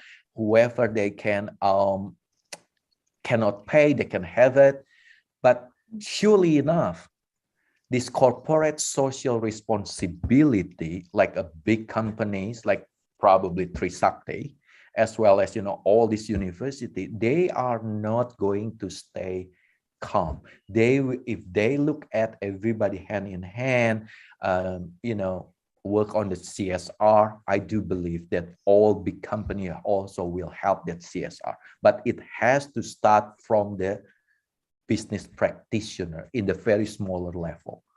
Because we need to remember, if we would like to fix a problem, we should start from a very small and simple way in order to get the bigger one. And we cannot always wait for the government help. We cannot wait for the a big corporate handout, but we should start from the community, and community is very important. I cannot stress enough the importance of community, especially in Indonesia. As I said, I spent my adulthood in Indonesia, and I see that Indonesian people are so willing to help each other. I mean, if I need something in Indonesia, I just only need to say, hey, I need some help. That's it, right? But not like in here. In the Western country, also we still help each other, but it's not like in Indonesia. So I guess the main thing here is that we need to share. We need to genuinely share why we do this, why that we need to have some help from the community, why that we we requires, we work together. Because at the end of the day, if our community collapse, then everybody is collapsed. So community is the basis of the business actually. So once again, like Indonesia has koperasi, right? And to me, koperasi is a super duper, a very good way to do it. We don't have any koperasi here in the United States. We don't have any. So everything will be loan and everything. But again, as I said, the main point here is that we need to balance up. And one way to balance up is to share this communication to, the community. We need to be very genuinely say, hey, we lost our money. We cannot make money, but we try to serve this. If you can give more, please do so. And I can pretty much tell you, maybe from 100 people, maybe only not even 10 people will pay more, which is okay. But this particular condition will be seen, will be regarded very highly by anybody else. And as you know, now it's very easy to get some fund from overseas. You go to a GoFundMe, you go everything, everybody all over the world will help you as long as that is the values. I do understand. I just watched a YouTube channel. I forgot the name, but this is an Australian in Thai. So, and they work with Canadian. They work together to help people who lost a job in tourism industry in Pattaya. So, but how can they do that, right? Simply because they work together. They work together as a community. And that is super important. And I know this is very tough. Specifically if you have kids and kids hungry at home. It's a very difficult situation. But at the end of the day, we will not be able to go through together if we don't have any willingness to share probably 1/10 of our convenience to the community. That's what I think. I know maybe it's not easily applicable in Indonesia, but again, the point is communication. We need to share to them because this is what it is. And I do believe if we share our genuine, our genuine plan, I think everybody would like to help. But the problem is, are we willing to do that? Because sometimes we do have gengsi, right? Gengsi is high. Yeah. So I thought that's my best answer that I can give it to you. But to be fair honest, I don't know your answer. That's a very tough question. Thank you so much, Prof. Thank you. Thank you. Okay, thank you, Erika, and thank you, Prof. Halimin.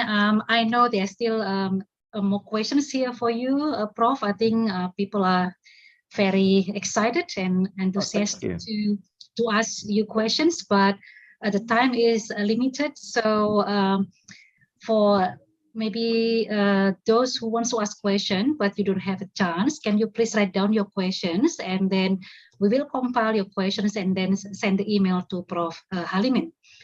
All right. Now I would like, because I know Prof is getting late in your place, and I think we don't want to delay you from getting some good rest. Thank so you. I would like to give the floor back to the MC. I think there will be certificate of appreciation given to Prof. Halimin from Ibu Fetty. Oh, thank you very much. It was a pleasure to be able to do that.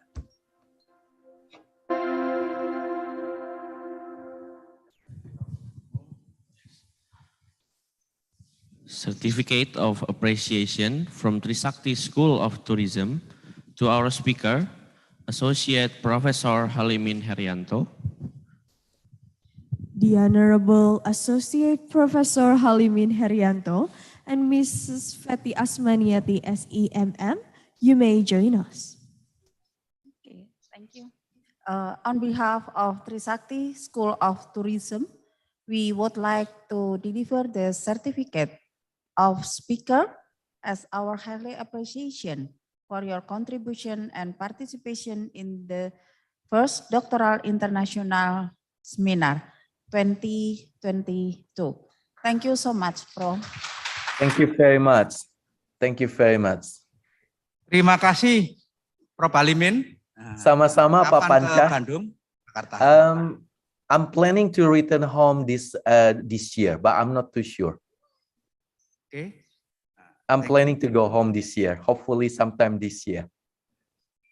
Okay. Thank you. Thank you very much. I really honored. Thank you. Bye-bye.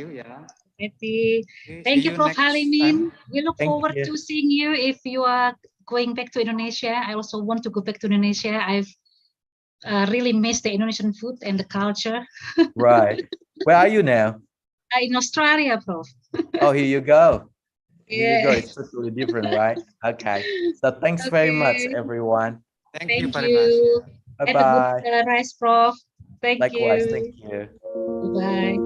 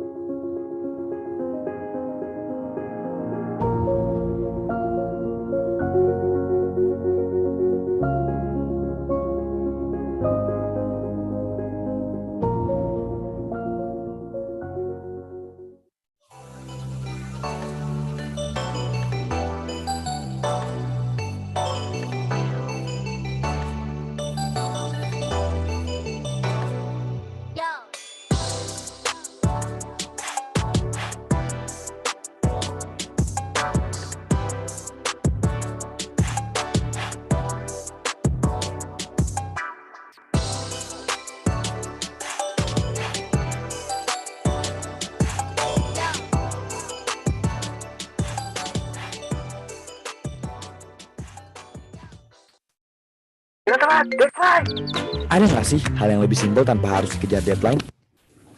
Kayak sekarang listrik padam, gue dengan mudah isi token di BNI Mobile Banking. Gue liburan lagi. Woi, buruan, deadline! Nggak ada alasan macet bikin telat lagi. Isi ojek online lewat BNI Mobile Banking, kan pesen ojek.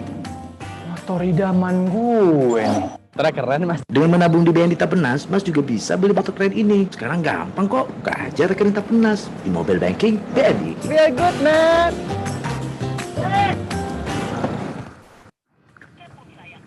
Ya, habis pulsa lagi. Wah, BNI Mobile Banking super komplit. Bisa wujudin apapun yang menjadi keinginan. Ingat, klien baru nih. Iya. Kayaknya aku bisa ngasih kamu diskon 50%. Punya klien cantik gak perlu perhitungan. Nah, terima deh bukti transferannya. Semua urusan jadi simpel. Aktifkan segera dari smartphone-mu tanpa kebal.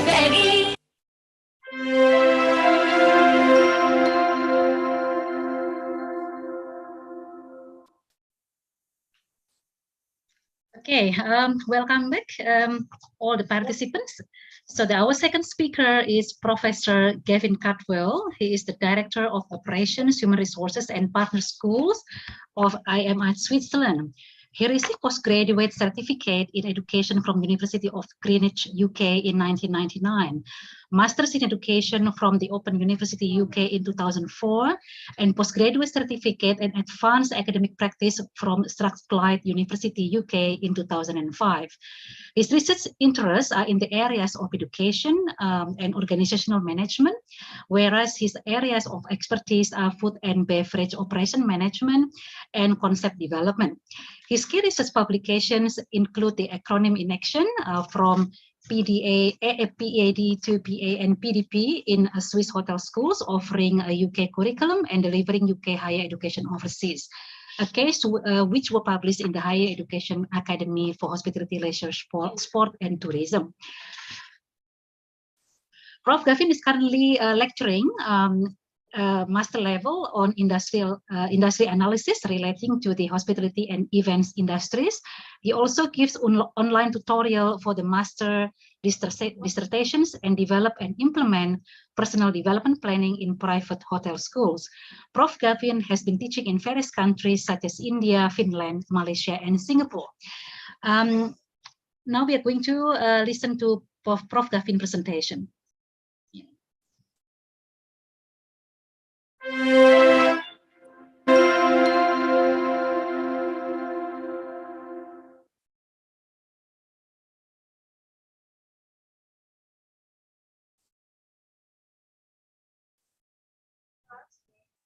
Hello, greetings from IMI, Switzerland. My name is Professor Gavin Caldwell, and I am delighted to have this opportunity to be a speaker at today's international seminar. As you may know, the International Management Institute Switzerland and the Trisakti School of Tourism have been in a collaboration and a very close partnership for many years. Many successful students from Trisakti School of Tourism have also come to IMI to study, and we are delighted as always to participate in such events. Unfortunately, I cannot be with you today, partly because of the time difference. So I'm pleased that I will be able to record my presentation, and at the end of it, I will give you my email address, so you can, by all means, ask questions. As I say, I am the director of partner schools. I am at IMI. I'm also responsible for the campus, that we have a lovely location here, Lake Lucerne in centre Switzerland. And I'm also responsible for the IMI Human Resources. My background is hospitality and tourism. It did focus primarily on food and beverage and hotel management and hospitality management. I'm aware that this seminar and the importance of sustainability tourism, which is close to the expertise of all my colleagues at the Trisakti School of Tourism. So may I start by, saying welcome, and I hope you've enjoyed the seminar so far. I'd like to thank Miss Ibu Fethi Asmati for her welcome speech, and I'd like to thank all my co-speakers for their contribution, and of course all the people at the School of Trisakti who, the doctoral program class of 21, who have arranged this very interesting international seminar for 2022. So I think those are the welcomes. This is me from IMI Switzerland. May I take maybe 10, 12 minutes of your time to present and share my screen with you, and then maybe talk a little bit about the post-pandemic of human resources skills in the future. Just one moment while I share my screen.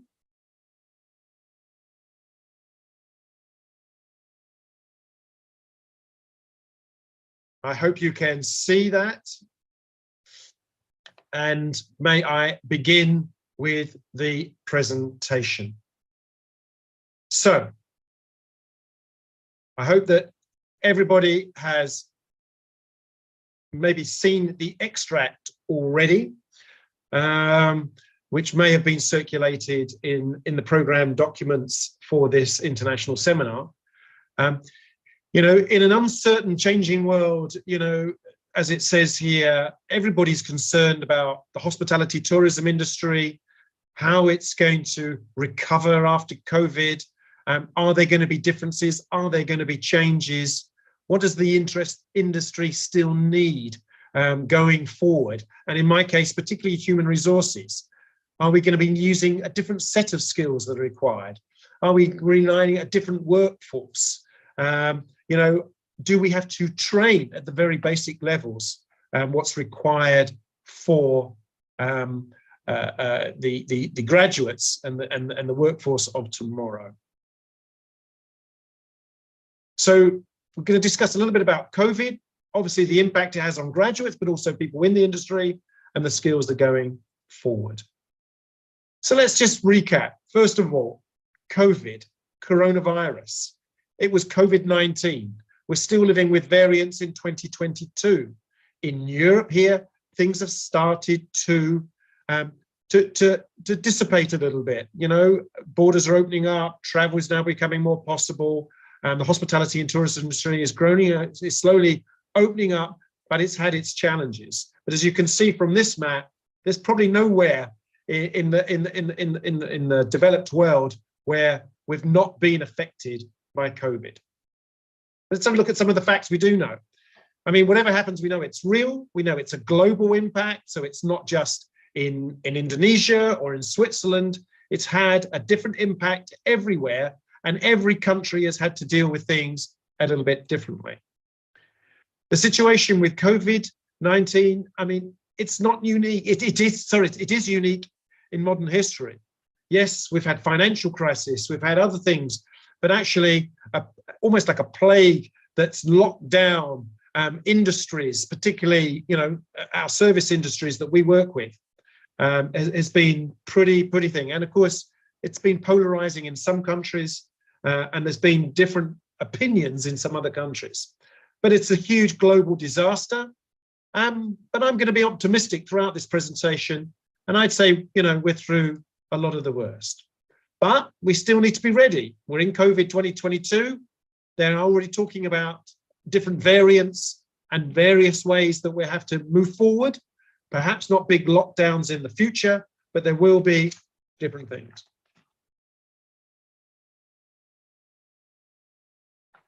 We'll come to long COVID a little bit later as well.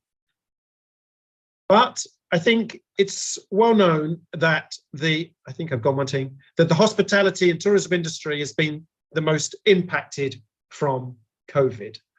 I mean, you know, why is it that the industries kept on going, even education to some point, factories, firms producing goods? We never really had a problem with that. But the service industry, the leisure industry, the hospitality industry, we were closed down, we were reduced service, people, we had to lose employees and staff.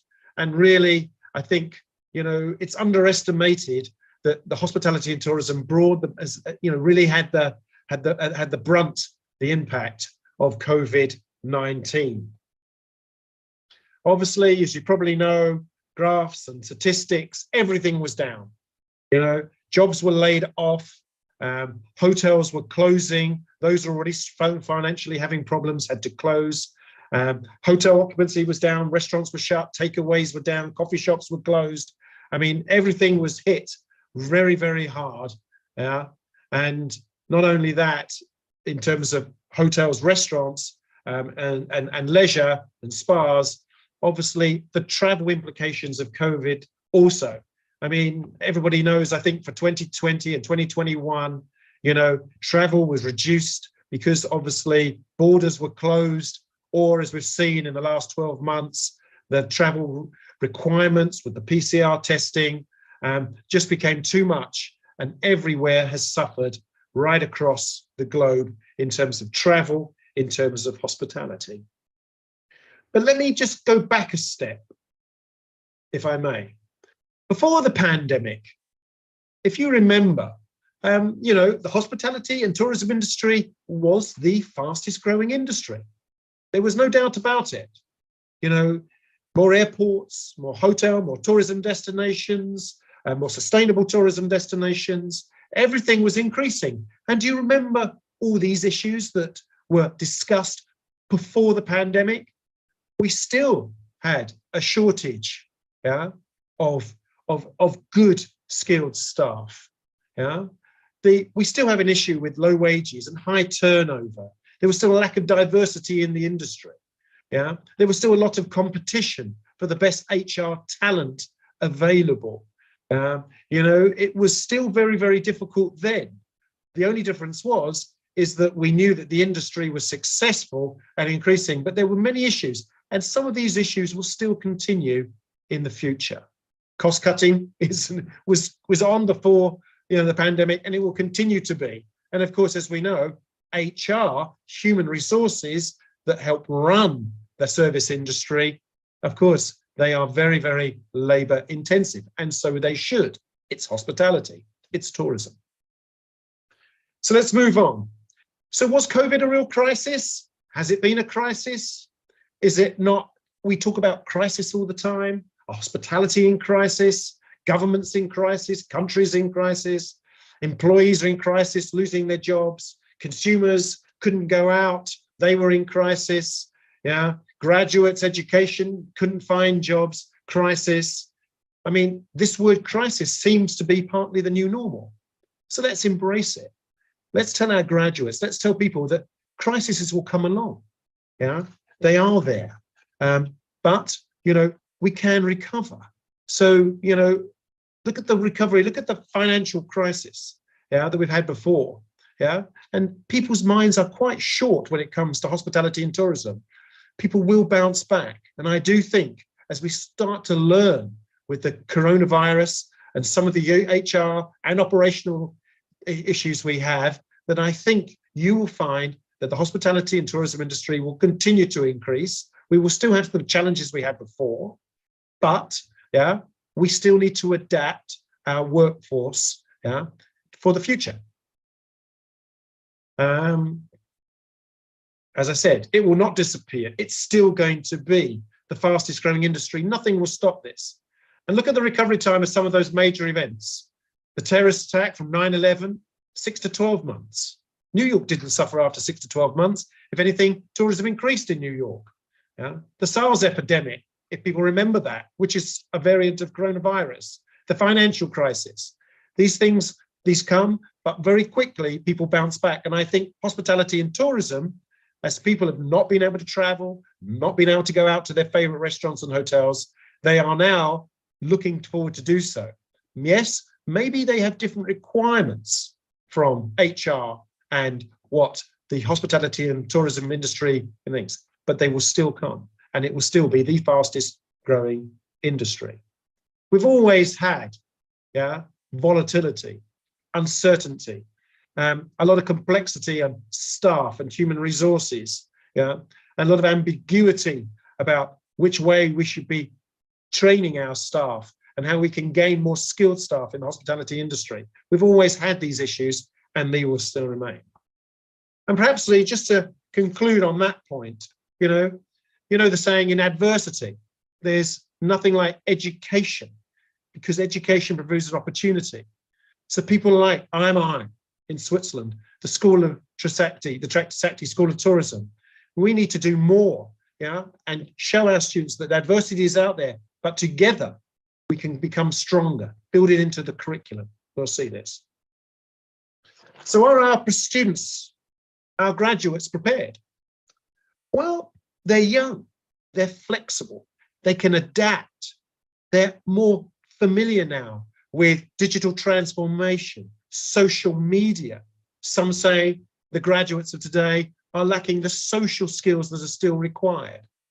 But nevertheless, I think they are prepared. I think they are aware of what's going on in the world, and they will still enter the hospitality industry, maybe a little bit with some expectations that won't be met, but nevertheless, I still think that we can do more, and I think the industry also needs to do more. And of course, not just our graduates that we are hopefully continuing to push and motivate to go into the industry, but what about the leaders?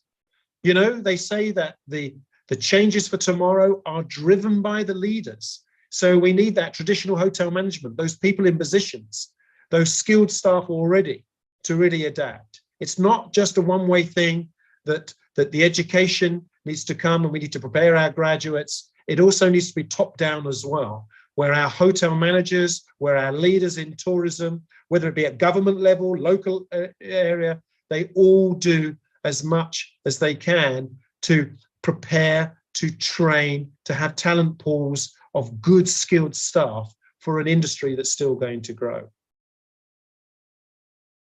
The new normal. Whether you think it's going to be social distancing and masks, I am not. Whether you think that there will still be closures in the future, perhaps, yes, but not a result of the coronavirus. We're going to have to learn with this. We're going to have to be able to meet our guests' needs, whether it be in a hotel, restaurant, or our tourist needs, and we will do so, but we will hope to do it in a sustainable way. And we'll do it knowing that, you know, that we need to be more careful about, you know, social distancing, about hygiene, about the way we work with each other in order that we can continue delivering the same levels of standards. So are hotels and restaurants prepared for the future?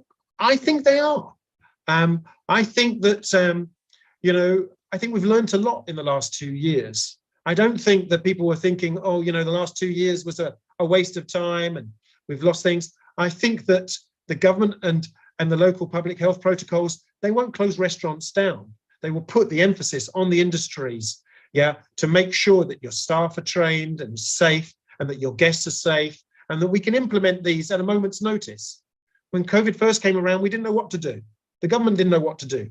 Lockdown, lockdown, lockdown, lockdown. But now that's not going to happen. We can't afford to do so. The governments can't afford to do so.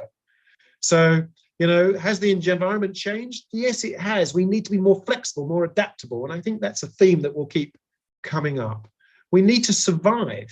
Yeah, we need to continue being the fastest growing industry, and we need to deliver the same quality, but we may have to do it in a slightly different way. Now, I'm not as expert and knowledgeable as my colleagues and those people listening into this seminar. But of course, there'll be challenges in Indonesia, just like there's challenges here in Switzerland. Increased health and safety will definitely be a norm, a new normal. Where it wasn't before, it will be raised. And that's been pushed forward by many governments and things. You know, it's almost becoming the social norm. Government initiatives giving support, making sure that the industry is supported. Yeah, and they recognize how important the hospitality and tourism industry, particularly in Indonesia, in Switzerland, where the tourism is so important. Yeah, and we should be ready for a crisis. So it's not a crisis in the future. It's ready. It's a challenge and not a crisis. And we're ready for that challenge. And we have the protocols and we're ready to adapt. Yes, we may have to reduce staff, but reduce staff because of maybe a digital transformation. Yeah, we may have to cut some costs initially, but hopefully as the industry bounce back and business confidence comes back, we'll be able to move forward. But one thing the industry lacked and still lacks, and this is why still a fundamental HR, we don't have enough skilled people in hospitality. It is still too transient. And that we had before COVID, and we still need to get back to. Yes, we need to change perhaps some of the training methods, some of the educational methods, some of the protocols, but we do need skilled labor, and skilled labor is what's going to ensure the standards in the hospitality tourism industry are raised. It's a challenge, but I think the industry can do it. They're supported. So let's, the traditional skills, these aren't going to go away. You know, I mean, students who've got skills, whether it be a training, whether it be a short course, a traditional academic qualification that both the School of Trisakti, School of Tourism and I might offer, are still valued and relevant in today's industry. And we still need those SOPs and operationals and trained staff. That hasn't changed. Those traditional skills will still be needed in the hospitality industry. What about those soft skills? I think that those soft skills, and we're hearing this from the employees, are becoming more and more important. Yes, we need people to be more flexible, agile, adaptable. You know, we've always needed young people in the industry. Yes, the leaders set the standards, they guide, they send us in the right direction. They make sure that we're ready for the industry, but it's the young people, the graduates, the skilled staff coming into the industry, yeah, that think out of the box and can adapt and be flexible. We're going to work in an uncertain times. Things are going to be different. Yeah, it's not just always the good times. We may have to be on a roller coaster of challenges that may happen in your country, but not my country. Yeah, we may have to, work in uncertain organizations where we're still not sure whether you have the skills and the staff to really have fundamentally a profitable business, because obviously 80 to 90% of hospitality and tourism is private entrepreneur and ownership. And we're going to have to work with new protocols and guidelines, where the masks or social distancing and hygiene will become more and more the norm, whereas before it was always kind of slightly in the back. And what about these skills? Managing job stress. We hear so much about this, but the job stress, and people's concern about the insecurity of the hospitality and tourism industry. It's still a wonderful industry, and we need to make sure that people are ready for it. We need to embrace digital transformation. If the industry grows, then the graduates, there'll be opportunities, there'll be plenty of opportunities for the workforce. Digital transformation does not mean that people lose their jobs. As the industry grows, we embrace digital transformation. The data-driven, the statistics that we can get now, from IT solutions can really drive us forward in knowing exactly what our customers and guests want. Maybe there'll be changes in service delivery, but it's the hospitality industry. We still value that people contact. And are we still prepared to have masks worn all the time? Do guests still want that? It could be a cultural decision. It could be an operator's decision. Health and safety compliance, this was going to be much greater than before. I think most people in the industry are not really concerned about that. Here's another thing we may want to adapt. Of course, we're frontline staff as well, but home office syndrome, that is possible. People don't think it is in the hospitality and tourism. Not everybody is frontline. There's a lot of back of house, a lot of administration, a lot of support staff that also can do home office, which means things run in the background. And returning to work, returning to the hospitality and tourism industry may be different.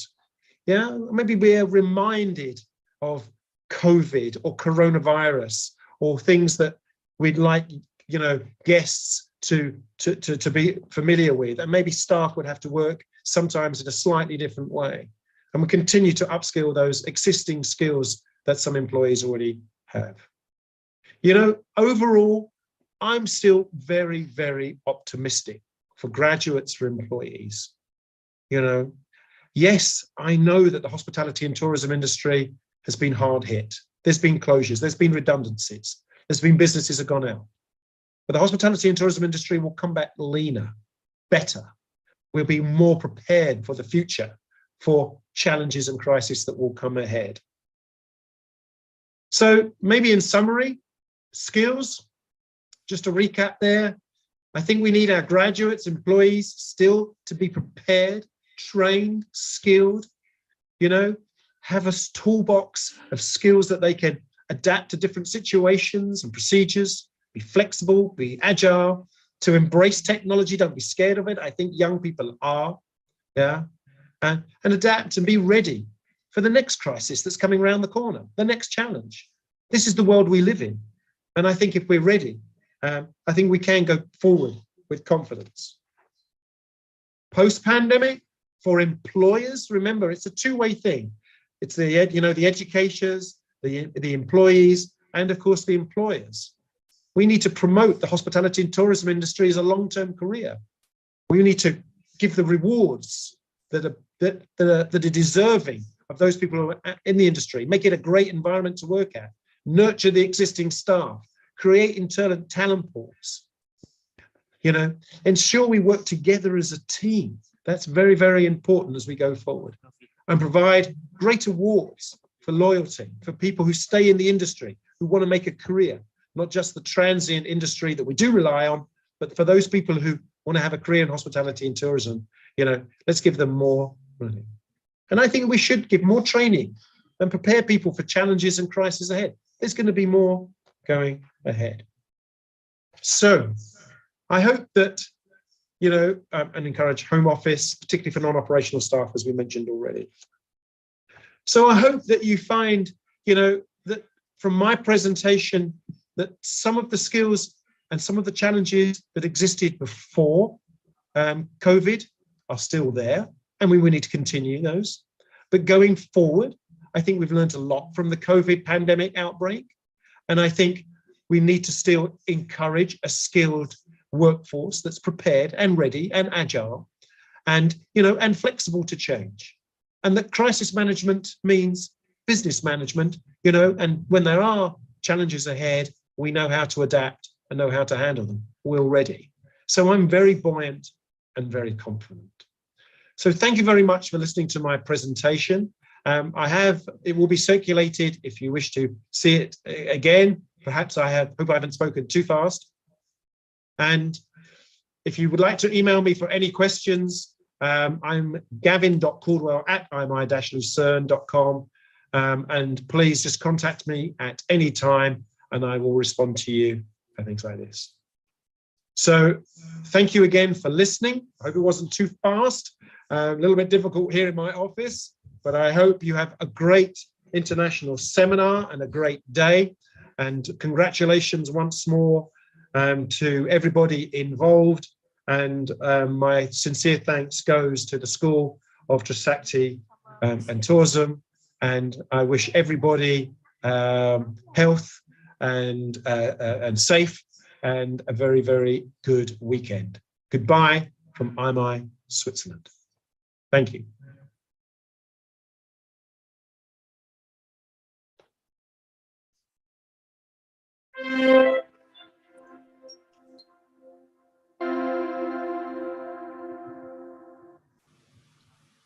Yes, so we have listened to Professor Gavin's presentation, very insightful discussion from Prof. Gavin.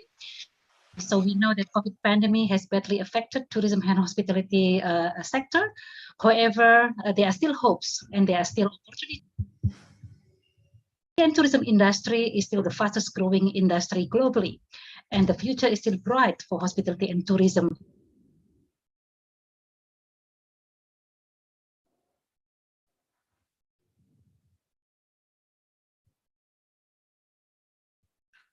Certificate of Appreciation from Trisakti School of Tourism to our speaker, Associate Professor Gavin Caldwell. The Honorable Associate Professor Gavin R.R. Caldwell and Professor Sundring Pancajati, you may join us. Okay, thank you. On behalf of Trisakti School of Tourism Doctoral Program, we would like to declare the certificate of speaker as our highly appreciation for your contribution and participation in this first doctoral international seminar.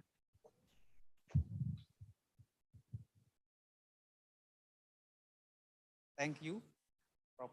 Gavin.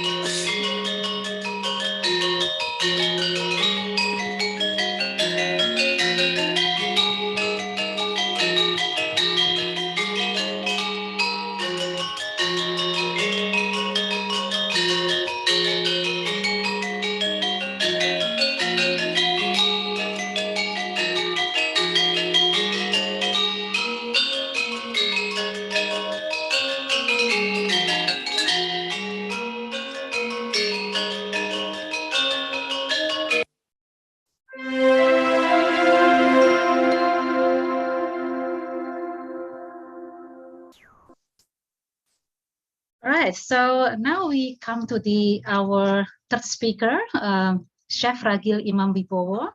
Chef Ragil graduated from STIP Bandung, formerly National Hotel Institute, with major in food production. He is currently chef or owner of Nusa Indonesian Gastronomy, chef or owner of Loka Rasa Gelato and Coffee, food and beverage conceptor of Concepto Food Consulting, chef and owner of Segara Beach Club Jakarta, chef and owner of Warung Pasta Jakarta, Bandung, Yogyakarta, Malang, and Cirebon, and chef and owner of Big C Easy Dining.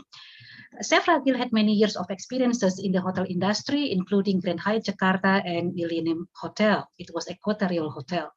Chef Ragil had received numerous awards, including Food Tracking Award 2019 for the best chef for use local ingredients in restaurant, London, UK, and then Best Chef of the Month by Endus TV 2019, Indonesian Chef of the Year 2018 by CNN Indonesia, Indonesian Chef of the Year by Foodies Management Magazine 2018 in Jakarta, Indonesia, and Indonesian and Asian Cuisine Chef of the Year by World Gourmet Summit 2018 in Singapore.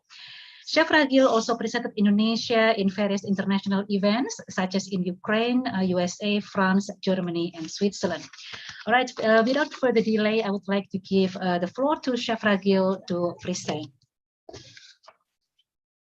Yeah, thank you. Hello, everyone. First of all, I really apologize if my signal is not really strong today because I'm still in the remote area in Sula Island. So hopefully that the signal is going to be going well for the next half an hour. So maybe I will present my presentation. Okay, hold on. Okay, so maybe the operator, is that possible to share my presentation through your computer?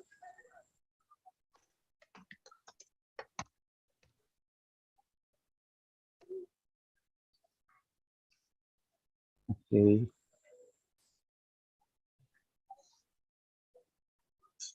Yeah, okay, thank you.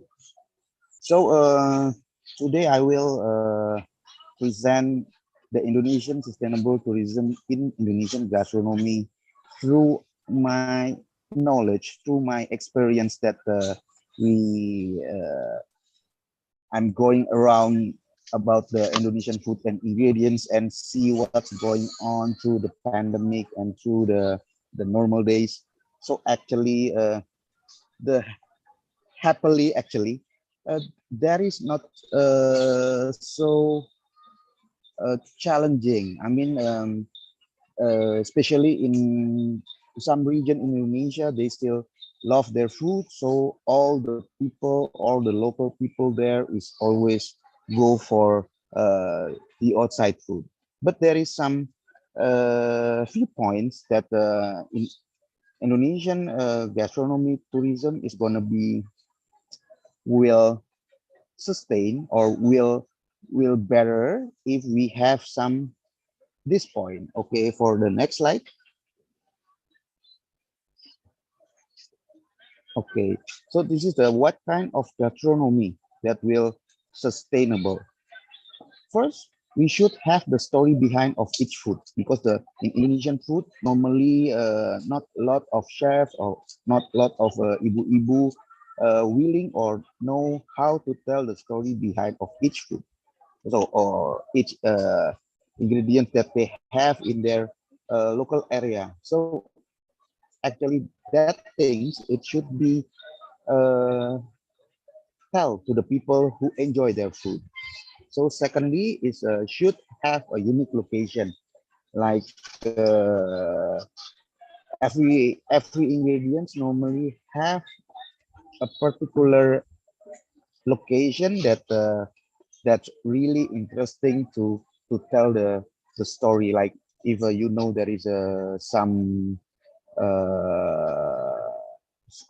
mushroom that is from Belitung or Bangka, there is a very specific area and specific wood that they can leave. And there is an area in Bangka, they should also have like a thunderstorm. That's why the mushroom called the thunder mushroom, and it's a very very famous in Hong Kong. But even in Indonesia, they're not really famous. That is the thing that we should tell to the people who really enjoy the food, so they will willing to go to the origin place of the mushroom to get more and to get the originality of the mushroom, so that it become the tourist of the food tourism. That's the aim. So they should have some specialty, like in every region they have like a food is a really they're proud of. Like in Minang, like in West Sumatra, they have rendang. So everybody knows, or even the world knows, that the rendang is the most delicious food from Indonesia. But how about the other region? The other region is also have the very good food, like in Sulawesi or Maluku. They have like fish gohu. Fish gohu is a like ceviche in Spain or in Mexican or in Latin America, but nobody told about the gohu because the people there is not really know how to tell the story about the gohu. But we are the chef. We are the people who really like the take a food from other place, have the we have to tell the story to the world. We have to tell the story to our friends that the Sulawesi food, the gohu from Maluku, from Ambon is really good. So that's the thing that make the food it become known by other people outside their region. So they also have a unique and interesting presentation for the food. Like we know in Indonesia, presentation normally they just put the food is just like they eat in their home.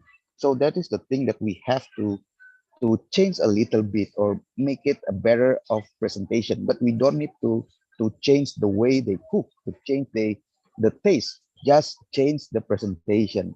That the things that we should do to make a people more appreciate for the food. That is the point that we resume. So the second, the next presentation, please.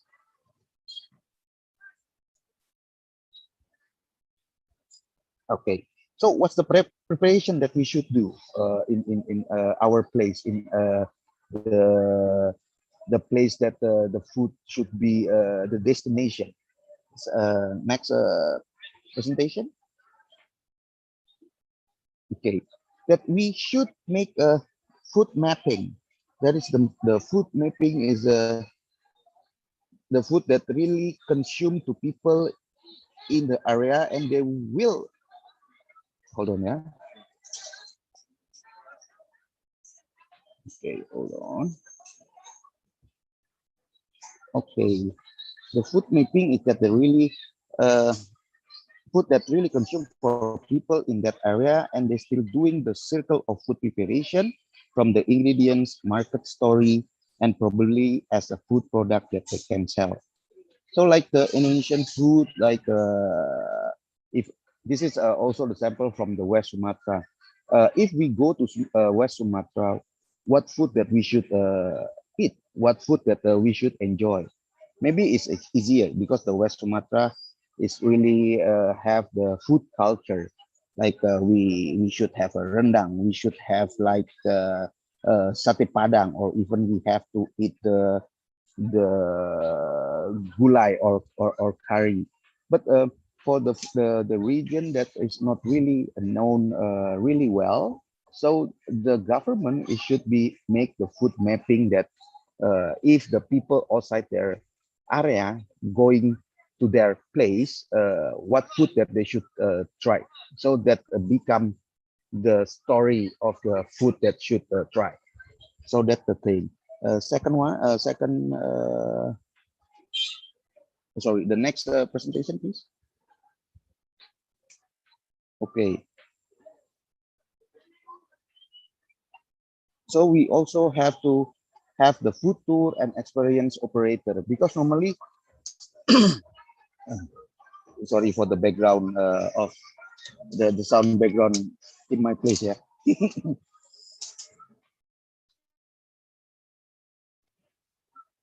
Okay, the food tour and experience operator is to give some impact to the locals, which tourists possible to experience the way they prepare the food and could be charged properly. So if we talk about the sustainable, it's not only the ingredients and the food itself, but also have the impact in economic way. That is what we thought. So if the food is already there and people like the food, that we should have like the food tour or food tourist, food people who really knows about the food, like a food guide. That the things that is going to be impact to the person locally, and also the experience operator. What is the experience operator? The experience operator is normally like they know how to cook the food, so they can teach people from outside their region to cook together their food. So at least when the people is coming to their home, they know how to prepare the food that they enjoy in a new place. That's the purpose. So next presentation. Okay.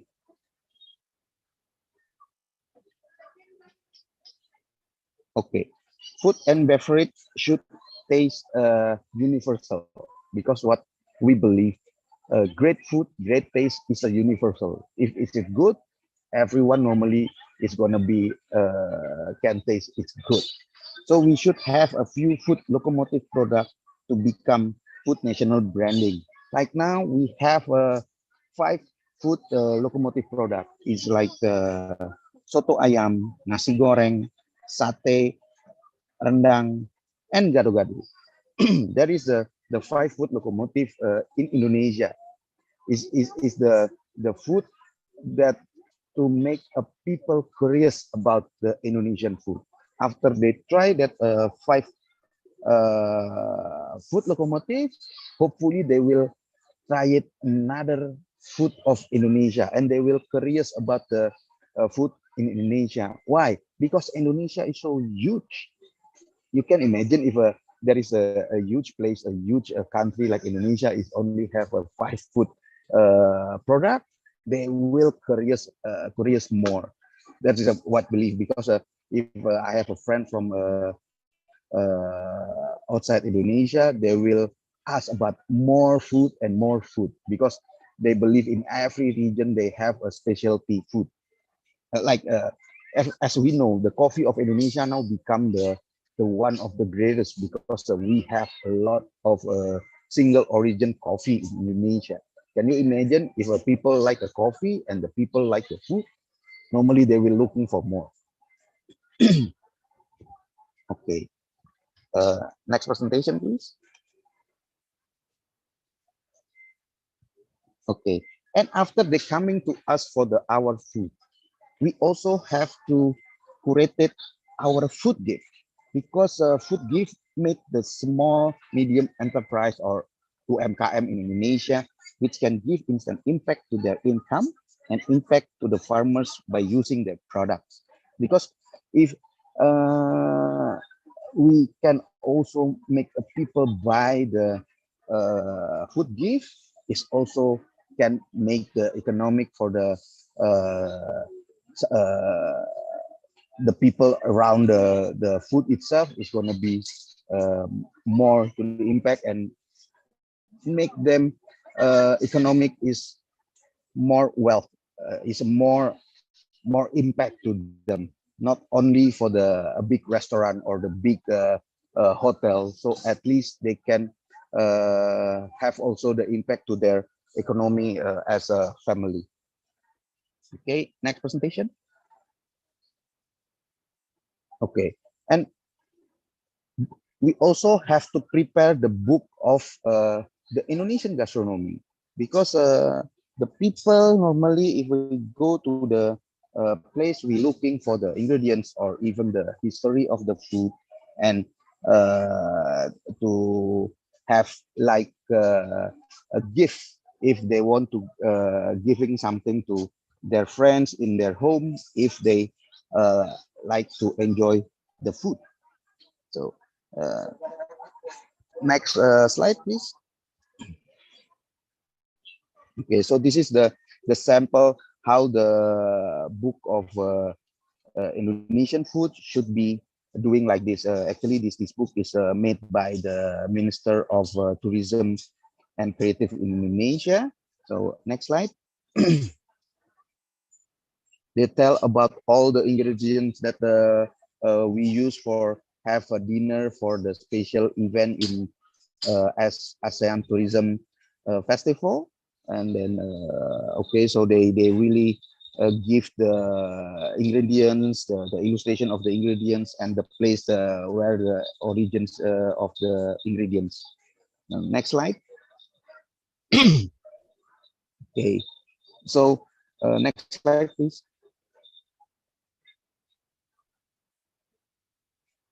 Okay, so this is actually the food makes travel so exceptional because you get to taste that it is actually supposed to taste like. Okay, thank you. But maybe for the before I end the presentation, maybe the operator can play the video, because the video is this is the way we telling people outside the Indonesia to coming to Indonesia, or even if we have some dinner, that we should present the food just like this. This is the proper way what we call in the Minister of Tourism in Indonesia. Okay, thank you, operator.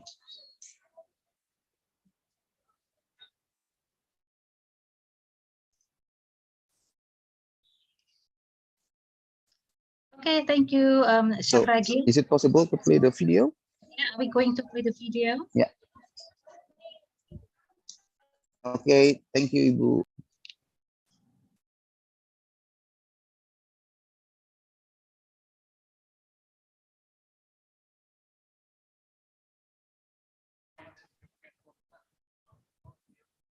Check. Prof. Ragil, really sorry, we didn't have any video from you. Can you play? Oh, okay. On your own device. Thank you. I'm not so sure because the signal in here is not really strong, but it's okay. Actually, the video is tell us about the region first, that the food is going to be served. So after the end of the video, normally the food is already on their table, so they can feel about the food, the story behind the food, the ingredients, and also the place that the food come from, because they're normally just like that. Okay, so that is for me, Ibu. Terima kasih banyak. Thank you so much. If there is some question, just put some email in my emails. It's dapur.ragil@gmail.com. Thank you. Thank you very much, Chef Ragil, for the insightful presentation. So you can see that gastronomy tourism is very important, Chef, to protect the cultural heritage and also to help the creating of economic opportunities. Gastronomic tourism provides opportunity for tourists to promote a reconnection with food sources while traveling. The activities can include attending cooking classes, visiting local producers, engaging in local farming activities, and also like eating locally sourced and produced foods. There are several facets that can be considered to promote Indonesian gastronomy tourism. Chef Ragil mentioned about food mapping, and then advancing food tour operators, defining food as national branding, creating and packaging food as traditional gifts, and publishing books on Indonesian culinary. All right, so due to the limited time, we are going to offer the participants to ask questions directly to Chef Ragil. Probably I got a message from the committee. We can have 2 questions from the participants. Yes, please raise your hand.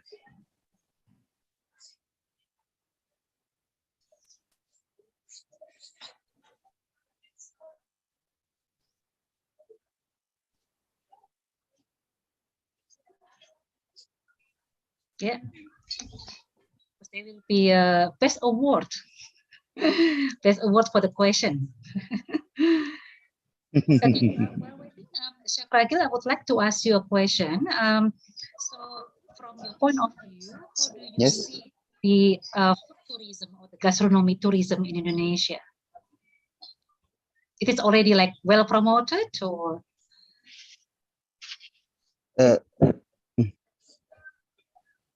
Well, actually, it's started to promote it a better way. Okay.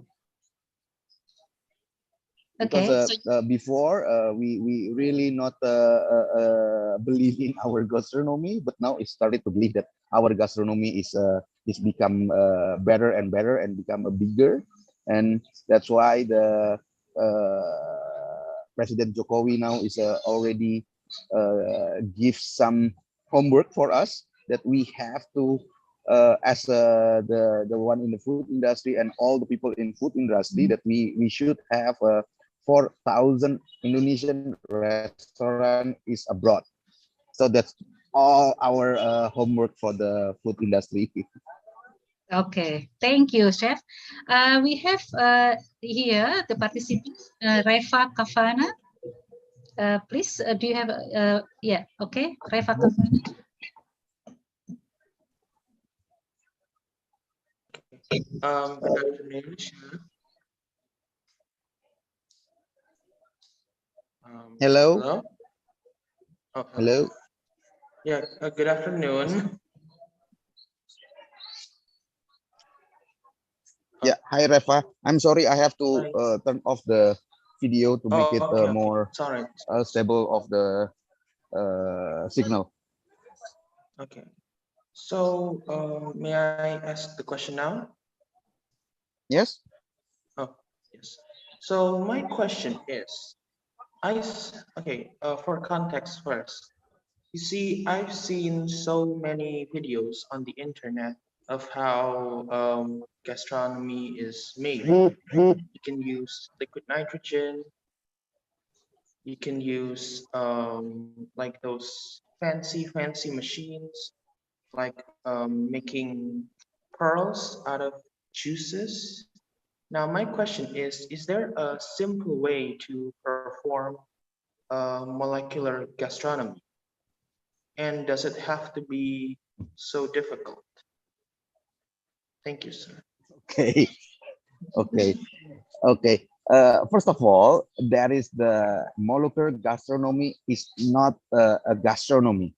Molecular gastronomy is the technique of one of the technique that we use in gastronomy. There is a lot of technique more than the molecular gastronomy. Is actually is just one technique, and it's a good to know. It's good to practice about it, but it's not necessary to use that thing or all molecular gastronomy to become the gastronomy itself. So molecular gastronomy is actually is a simple things, like a fresh egg to become a fried egg is become the sunny side up of the egg is also the molecular gastronomy, because it's from the liquid it's become the solid product. It's like in Indonesia, if you want to have a funny sample, it's just like a cendol. Cendol is a similar with the molecular gastronomy, because we use like a small like a small boba, but in a rectangle shape, is by the strainer. It's also like if you make a spherification. So it's a simple way. It's not necessary to have a very expensive equipment, as long as you know all the basic knowledge about the molecular gastronomy. You will possibly to make a very simple the molecular gastronomy techniques. That's the things.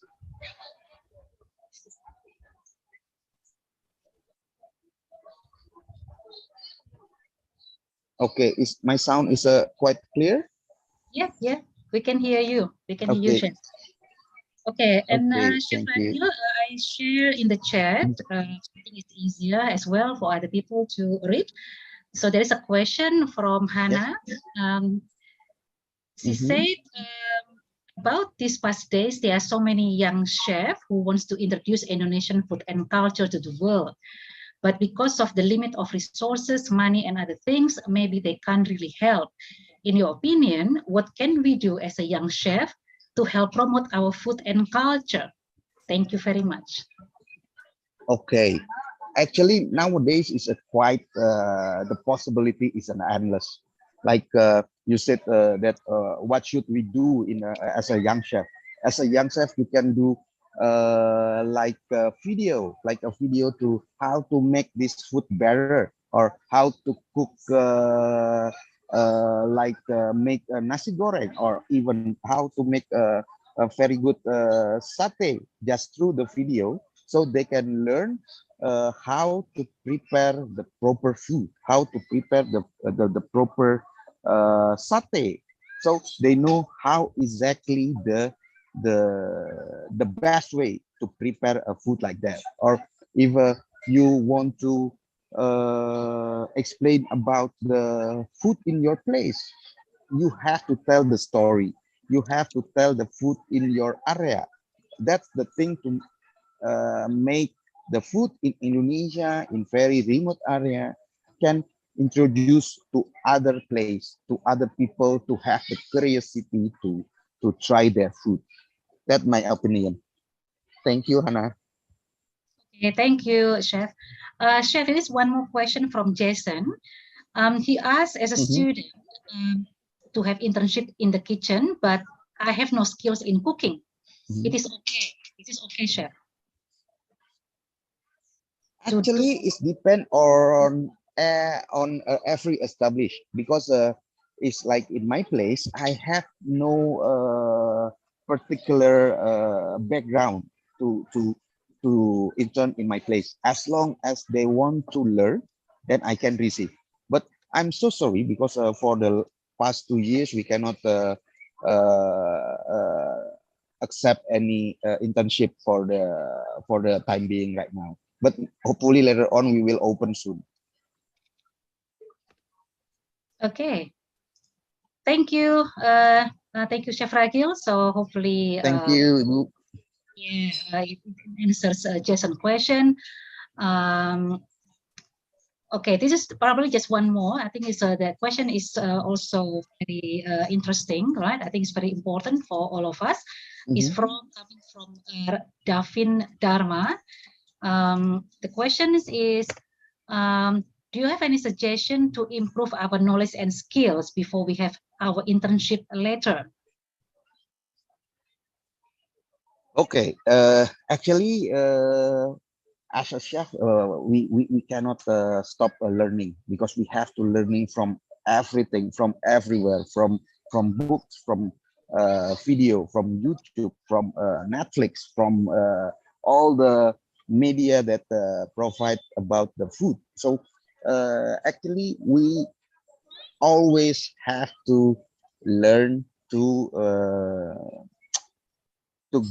make our skill, to make our experience, to make our knowledge is more and more. So if you want to go to internship, like in some specific restaurant, you should know about their story, you should know about their philosophy, you should know about their technique before, and the basic technique that they normally use, which if you know that things, so it makes easier for you to get and jump into their world. Okay. All right. Thank you, Chef Ragil. Okay, thank you. Yeah, I am sure. Thank you, Ibu. Thank you. Yeah, I'm sure there are still many questions, but because the time is running out, and we still have another sessions after this. Yeah, just send to my email, Ibu. So hopefully I will answer the question. Thank you. Okay. All right. Thank you so much, Chef Ragil. It's been a pleasure to have you here, and also to have Professor Halimin before, and Professor Gavin. And I hope all the participants will gain insight into what the speakers have been presented. I think it's very great presentation from all the speakers. Now we are going to give you the certificate of appreciation, Chef Ragil. So I would like to thank you so much. Thank you. Please, the MC to start giving the presentation. Sorry, the certificate of appreciation.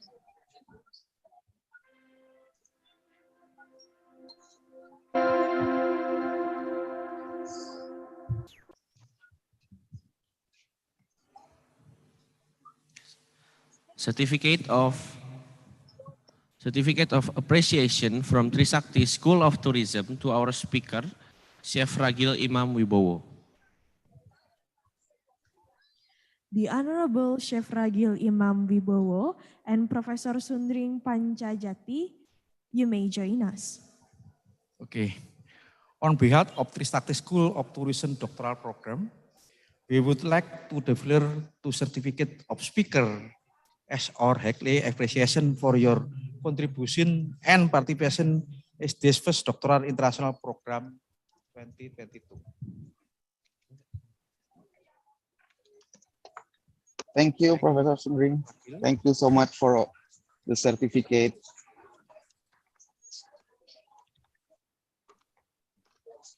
Certificate of Appreciation from Trisakti School of Tourism to our moderator, Professor Hera Oktadiana.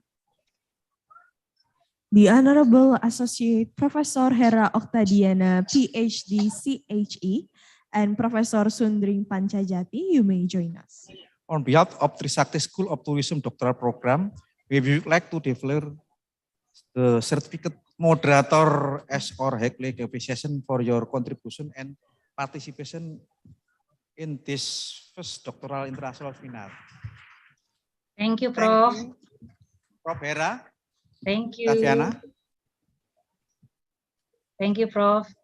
Thank you. Hi, I'm Guido, and I'll be your guide today on GuideMo. GuideMo has been a huge help for local guides like me to meet new guests. Here I'll show you how. First, you just have to register yourself on GuideMo. Don't forget to mention your expertise. Are you an expert in city tour, culinary, mountain, or diving? Oh, and pick the language that you're fluent in. After your profile is verified by GuideMo team, well, good to go.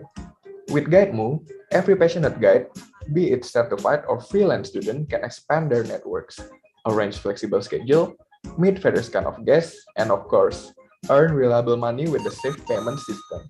Say bye to scams and last-minute no-show. Now what are you waiting for? Register yourself on www.guidemo.com. I'll be waiting. Be like Guido. Join GuideMo. Connecting traveler and local experts soon. GuideMo.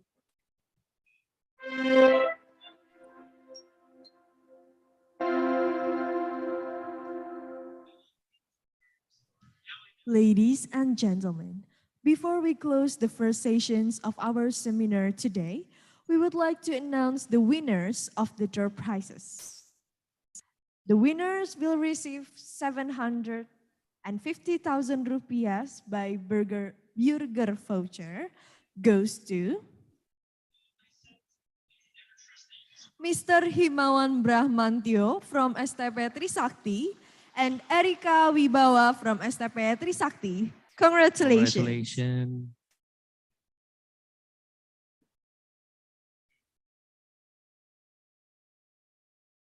And for the next winner, will receive 500,000 rupiah goes to Miss Yuviani Kusuma Wardani from Unpad and Mr. Kevin Prayoga from Ciputra University. And the last is Mr. Reva Kavana from IPBI. Congratulations. Congratulations for all the winners. The committee will be contact the winners to claim the prizes. Finally, we are at the end of the seminar session. Thank you very much for attending the first international seminar Rebuilding Indonesia Sustainable Tourism for the Future. Strategies to adjust to the new normal.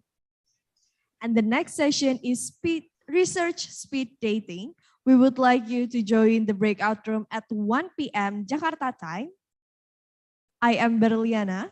And I am Samuel. See you on the next session.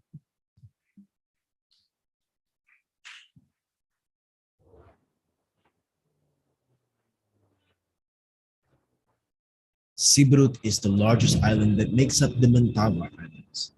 Siberut separated from the Sunda Strait since 500,000 years ago.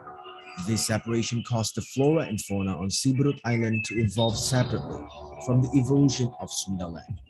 This isolation results in endemic and unique ecological species.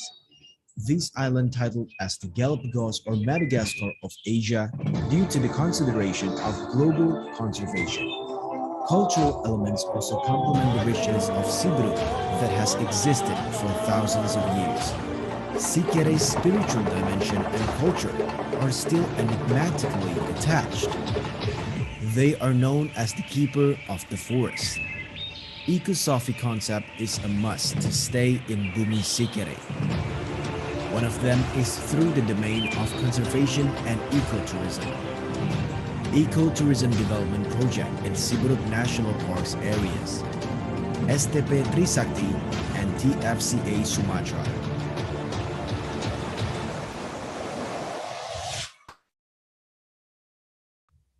In relation to conservation, the Trisakti School of Tourism together with TFCA Sumatra has an ecotourism development program in the buffer zone of the Siberut National Park. This project started from the discourse of academics and environmentalists on various environmental issues that are destructive in nature, causing a decline in the principle of socio-economic benefits for the community. This is not without reason, because since 4 decades ago, the Siberut forest has been exploited on a large scale by business opportunists. The forestry sector's late paradigm that follows the timber management concept has been breaking the hearts of Siberut's locals. Forest exploitation has started since the 1970s with the issuance of Forest Concession Rights, or FCR, by the central government to 4 large corporations for logging in Siberut.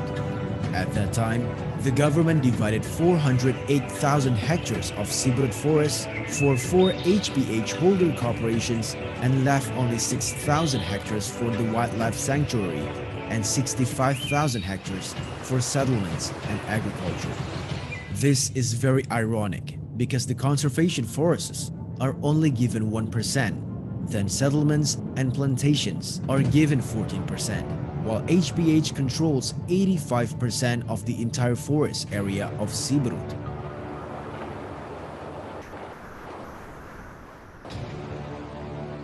In the 1980s and 1990s, the development for conservation in Siberut Island was progressing rapidly. Academics, national and international NGOs, as well as multilateral institutions such as IUCN, UNESCO, and SCAPI, voiced the importance of protecting the forests of Siberut. The main narrative forest is the Siberut conservation movement. Data from Ministry of Forestry shows that large corporations cut down 9,911 hectares of forest in the period 2008 to 2017. The concession areas are in North Siberut and West Siberut with a maximum wood volume of 482,975 cubic meters. On average, 1 tree equals 5 meter cubics of wood. Then in 1 decade, the company who got the right would have cut around 97,195 trees, or in average 8,000 trees per year. This is of course very concerning because it threatens the sustainability of the forest ecosystem of Siberut Island.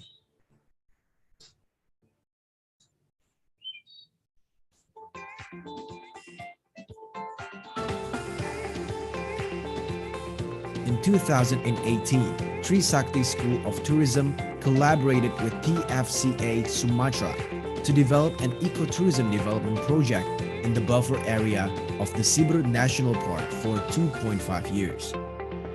Sekolah Tinggi Pariwisata Trisakti bekerja sama dengan TFCA, Tropical Forest Conservation Action, mempunyai proyek di Siberut Selatan, yaitu program pengembangan ekowisata di 3 desa binaan kami yang merupakan desa penyangga Taman Nasional Siberut, yaitu Desa Madobag, Matotonan, dan Ante. Trisakti School of Tourism formed a team to manage the Siberut Ecotourism project. We collected various secondary data very completely, both geographic, economic, sociocultural, biophysical data, and regional tourism policy data. These various data become ecotourism big data to be processed and analyzed using the mixed methods approach.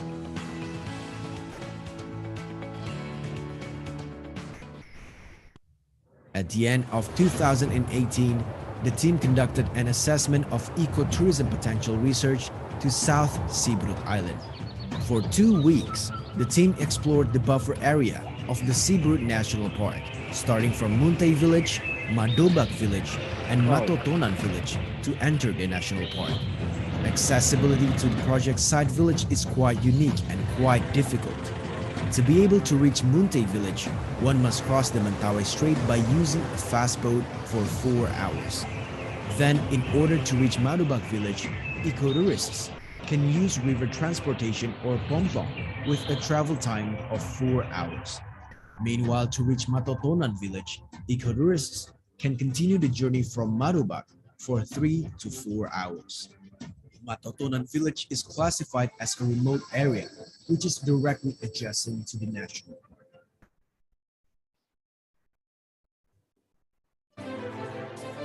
Rahmatullah and his team succeeded in identifying 168 ecotourism potentials, both nature and culture. Then the project manager made a dissemination activity on the Trisakti STP campus.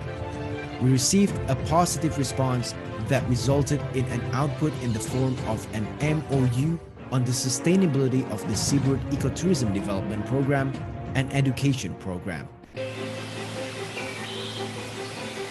In the context of eco-nature tourism, there are at least 19 attractions of natural phenomena, 20 types of flora, and 21 species of fauna that have potential to be developed as ecotourism attractions.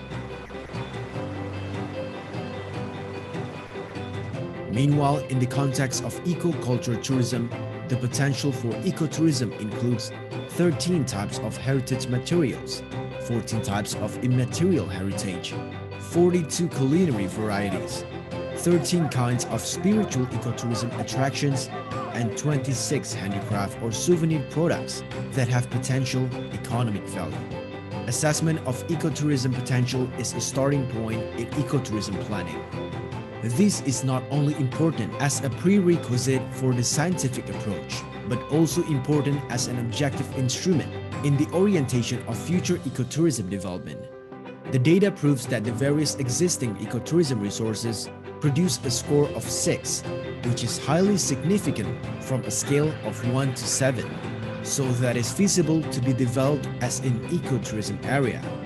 In the context of eco-nature tourism, the existence of natural phenomena, flora and fauna stored in TNS is classified as rich and unique, so it is very feasible to be implemented in the next 2 years. In addition, environmental services in the form of carbon stock stored in Siberut are also quite large. Research from Indra Gusmardi in 2016 proved that the carbon stock in the natural forest of Siberut Island was as much as 132.66 tons per hectare. This shows that Siberut is a place that is very rich in biological natural resources. This should be the reason why continuity and renewable resources has been embraced in the utilization of natural resources in Siberut.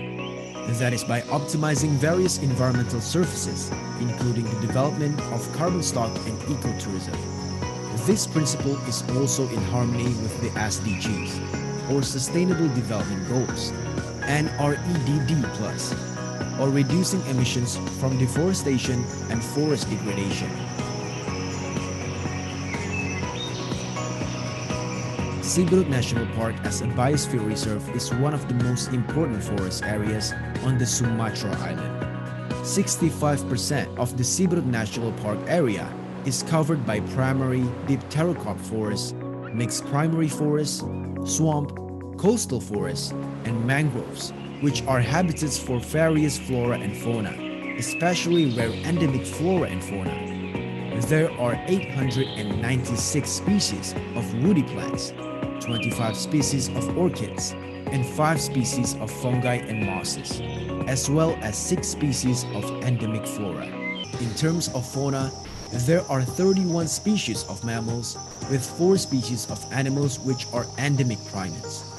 Only a few places in the world with a small island area have primates of high endemic value, and no other island in the world has the highest number of endemic primates except Siberut. The potential for cultural ecotourism in the Siberut buffer area is also very rich and amazing. The existence of Mentawai's local community, whom still firmly hold onto their customs and traditions, becomes a unique and valuable treasure. There's also the world's oldest tattoo that's still magnificently attached to a sikere. Anthropologists say that the Mentawai tribe has been tattooing their bodies ever since 1500 BC, means that it's older than the Egyptian tattoo, which was developed since 1300 BC. One of the pride of the heritage material owned by the Mentawai people is Uma. Uma is not only a place to live for the Mentawai people, but also as a place to hold all traditional ceremonies, family gatherings, celebrations or parties, as well as tribal meeting activities.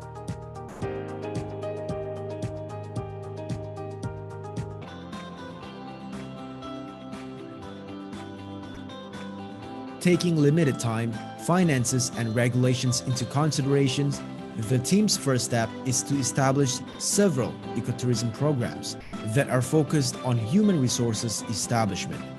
There should be at least 3 out of 6 project outputs that should be achieved. In simple words, it's related to policy influencing and engagement, campaign or awareness, or ecotourism organization development, capacity buildings, or human resources development in the ecotourism sector, creating ecotourism product, or tangible and intangible, and networking, or institutions and private sectors. Then on mid-2019, the team recruited a field staff. The recruit consisted of 1 field coordinator, 1 administrator, and finance, 3 area facilitator. The 3 field facilitators were stationed in every village, namely Muntai village, Madobak village, and Matotonan village. Aside from making the project management efficient and effective, the field facilitators were also needed to supervise and watch over the development of the human resources of the 3 villages at all times. The first implementation act was done in November 2019. During the consolidation and harmonization phase, the team held a meeting with several stakeholders in Tuapejat, Mentawai. The aim of this meeting was to check the program's compatibility with tourism or ecotourism in 3 tourist villages. Development aim, target, and the output of this ecotourism project was also socialized by the team.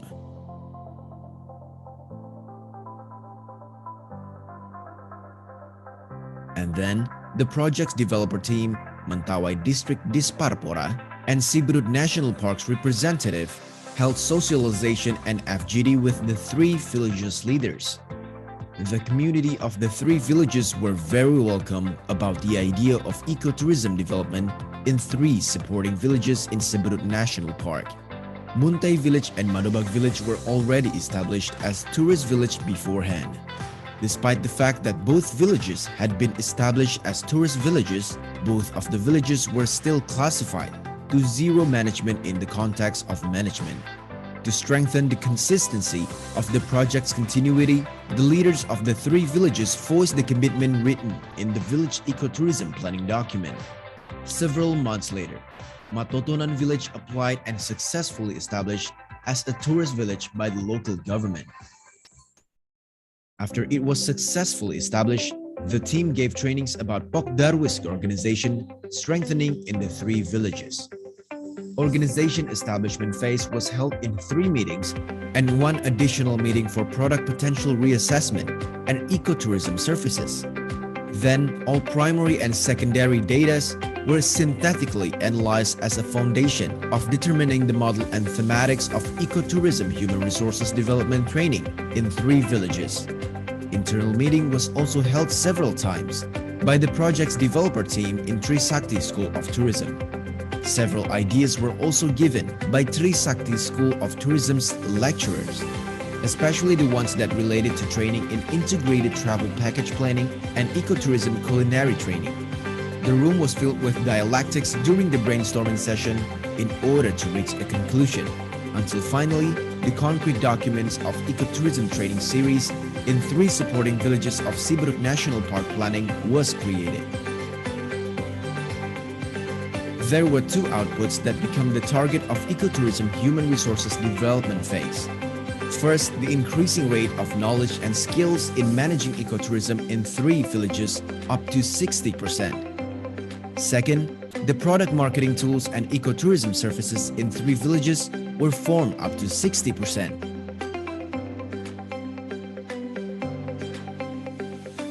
Coronavirus got into Indonesia in the beginning of March 2020, and there was PSBB, or large-scale social restriction. Any social activities were temporarily restricted. The crossing access through Siberut Island was also closed. We couldn't proceed the ecotourism project in Siberut temporarily. We lost time in total of 4 months. At the end, the team decided to operate Plan B by broadening collaboration and partnership. The partnership between Trisakti School of Tourism and UNP was made in the form of Memorandum of Understanding. The implementation of human resources development in the form of tourism training series could be resumed. We compacted the programs and activities. In a month, the team went to the field twice. We kept this condition ongoing until the end of the project. The thematic training series started off with the acknowledgement of Siberut National Park, conservation and ecotourism concept, and Sabta Pesona. The team also gave trainings about attraction management and ecotourism destination. The training was held for 2 days in every villages, 8 hours each day. The community were so excited to learn, so the trainings were often extended until midnight. The next training was related to homestay management in tourist villages. Pok Darwis was taught to understand and to practice the importance of service standardization and hospitality, housekeeping, food and beverage service, ethics, and aesthetics. Until today, there are 45 homestays across 3 tourist villages. Finally, the lecturers of Trisakti School of Tourism went to Siberut. The collaboration and partnership between Trisakti School of Tourism, Mentawai Regional Government, UNP and TNS continues. The people of 3 villages were also given a producing and packaging souvenir products training. They equipped with knowledge to strengthen the standardization of ecotourism souvenirs that are worth to sell, such as standardization of packaging, design and material, pricing, and distribution system pattern.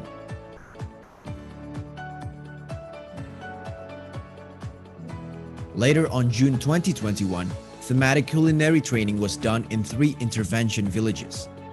Local people were taught to make culinary product, both in enriching traditional culinary delight that are served directly and recollected culinary that tourists can take home with them. All of raw materials were from this area. Previously, various raw materials like sagu, taro, and banana were already brought to STP Trisakti campus to be tested their characteristics.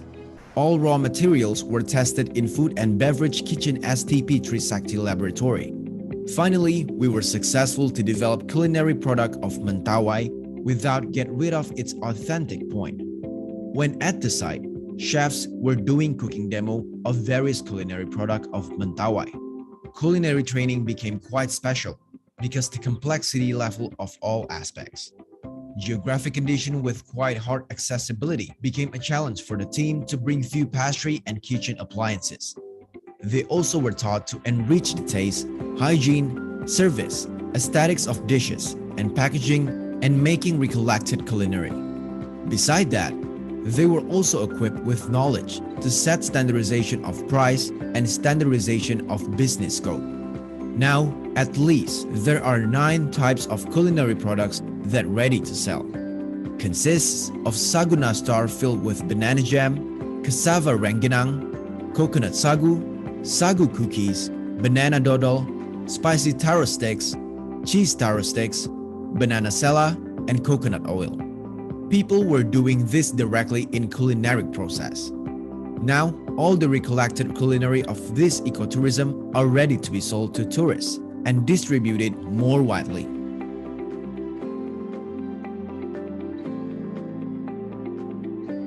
Pokdaris in these 3 villages were also given guiding and interpretation technique training. Then, project management team brought tourism academics and practitioners to give tour package making training. Now, there are 3 integrated thematics tour packages that are ready to sell.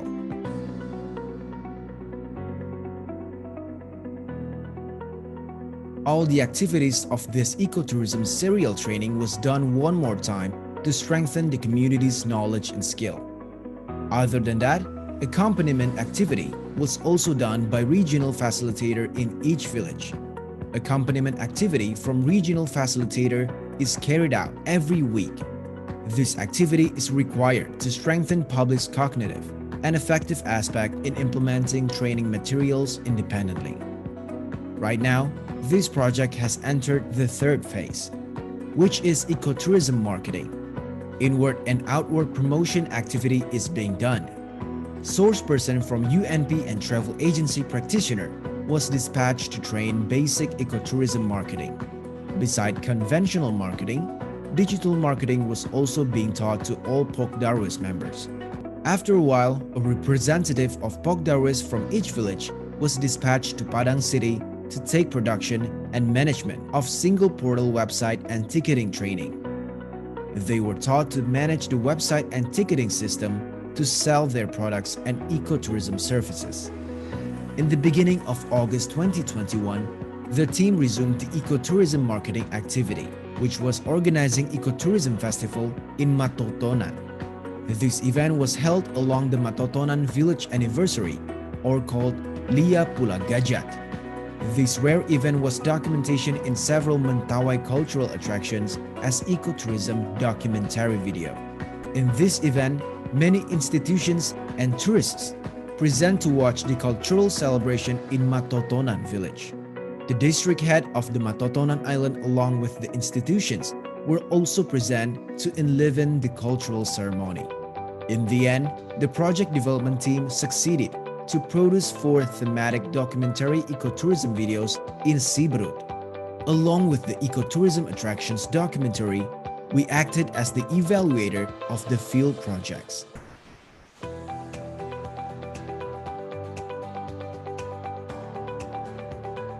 Accomplishment of 70% is based on the increase of the knowledge and skills of the human resources from the ecotourism training. The last marketing agenda was to make partnership with all parties through MICE tourism concept or Mentawai Ecotourism Product and Services Exhibition. Ecotourism exhibition was held in UNP campus. Some of the village's representatives came to show several ecotourism products and services. They were also introduced to several souvenir and culinary entrepreneurs in Padang City. This exhibition was held in hybrid event kind of way. The governor of West Sumatra province and a deputy from the tourism ministry also attended the exhibition, and they gave such warm welcome. Besides introducing the products and services to the market, the exhibition's other mission was to enable the business-to-business scheme potential. Thanks to this project, the team and Trisakti School of Tourism's lecturer were able to publish 1 book, 7 articles in international scientific journals, and 2 articles in national scientific journals. At the end of this project, we evaluated and analyzed all activities, outputs, and outcomes using mixed methods. The data proves that the achievement of the project management team resulted in a final score of 86%. This value has exceeded the project achievement target, both in terms of training activities as well as the output and outcome set at 60%. The ecotourism project in Siberut has not yet reached its perfect point. It is necessary to enrich and sustain ecotourism development by various parties, whether it's by the local government, universities, NGO, or other private sectors. Theoretically, ecotourism development couldn't reach independency if it's only done in 2 years. In its implementation concept, ecotourism's human resources and infrastructure phase needs decades to be done. The support and consistency from our local communities as the implementer, the government as the regulator, and private sectors as the dynamists will be the key factor in achieving an independent tourist village, including preserving the ecology and cultural principle in every supporting part of Siberut National Park. Therefore, Trisakti of Tourism's project team proposed ideas on the importance of composing documents such as ecotourism master plan, site plan, detail plan, and several social nature living action implementations in 3 villages. For now, Trisakti School of Tourism, or TFCA, also other collaborators have provided the initial legacy of ecotourism development in Siberut. In the exit strategy, Trisakti School of Tourism has accepted the best 34 students from Mentawai Archipelago District to study tourism. In the future, they will not only become the agent of change in the development of Mentawai's tourism, but they will also become the tourism people who will make Mentawai proud.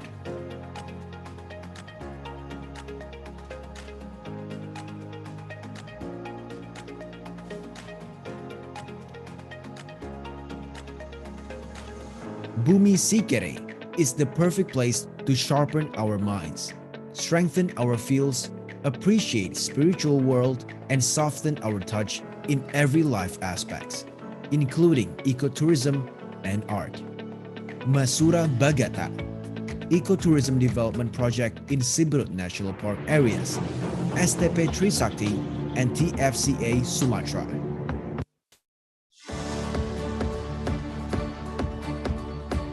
With extensive experience, PP Infrastructure is committed to create this better future. We aim to fulfill this goal by conducting investment in various fields that focus on 7 sectors. Water management.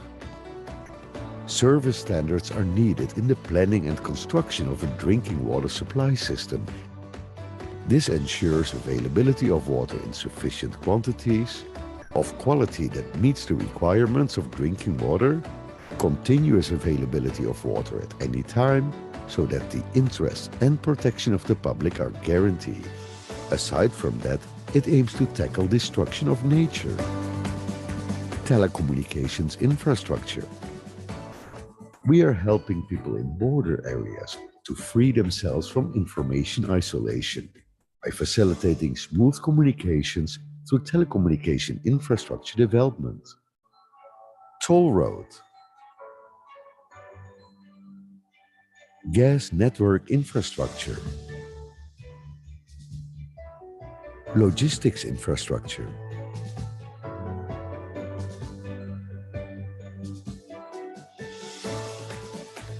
Seaports.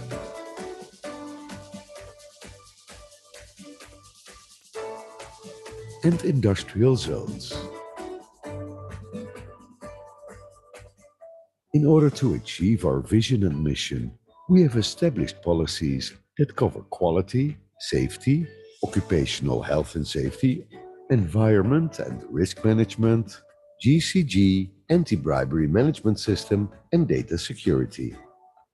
Our journey is filled with enthusiasm, hope, and optimism to grow bigger and further our independence as an investment firm. Our commitment in providing integrated utility infrastructure is widely recognized, both nationally and internationally. PT PP Infrastructure, Integrated Utility Infrastructure. Game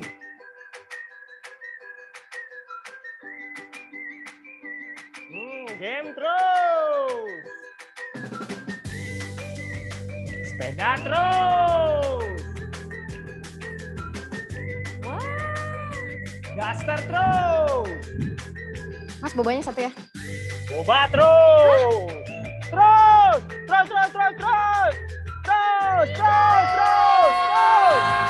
Kalau terus-terusan boros, kapan nabungnya? Yuk mulai nabung. Tabungan Mas di Pegadaian Digital aja. Ada promo mulai nabung hingga akhir tahun. Top up-nya bisa pakai kode promo gajian Mas yang ada di setiap bulannya. Kamu bisa dapat diskon hingga Rp250.000. Download aplikasi Pegadaian Digital dan mulai nabung dari sekarang. Yuk mulai nabung Mas sekarang untuk masa depan yang cemerlang. Nabung terus ya. Ada nggak sih hal yang lebih simpel tanpa harus dikejar deadline? Kayak sekarang listrik padam, gue dengan mudah isi token di BNI Mobile Banking. Gue liburan lagi. Woi, buruan, deadline! Nggak ada alasan macet bikin telat lagi. Isi ojek online lewat BNI Mobile Banking, kan pesen ojek. Motor idaman gue nih. Keren Mas. Dengan menabung di BNI Tapenas, Mas juga bisa beli kartu kredit ini. Sekarang gampang kok. Buka aja rekening Tapenas di mobile banking BNI. Feel good, man.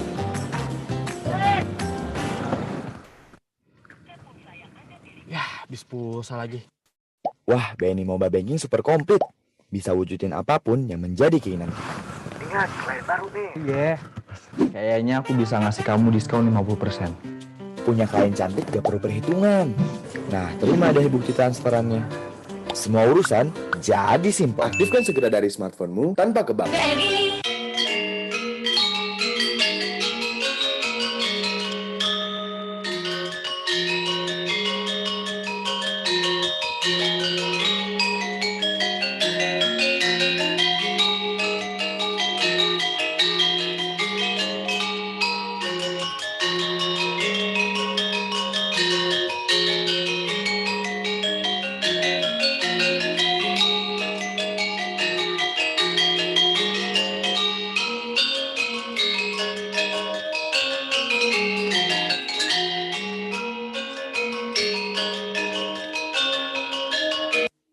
Hi, I'm Guido, and I'll be your guide today on GuideMu.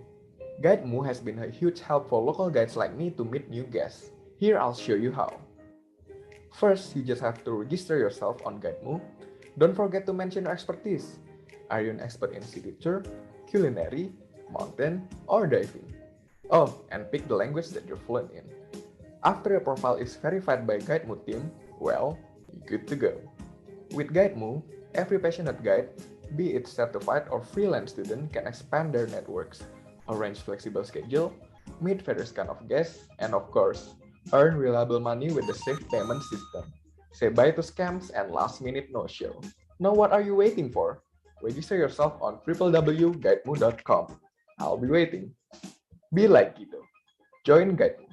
Connecting traveler and local experts soon. GuideMu.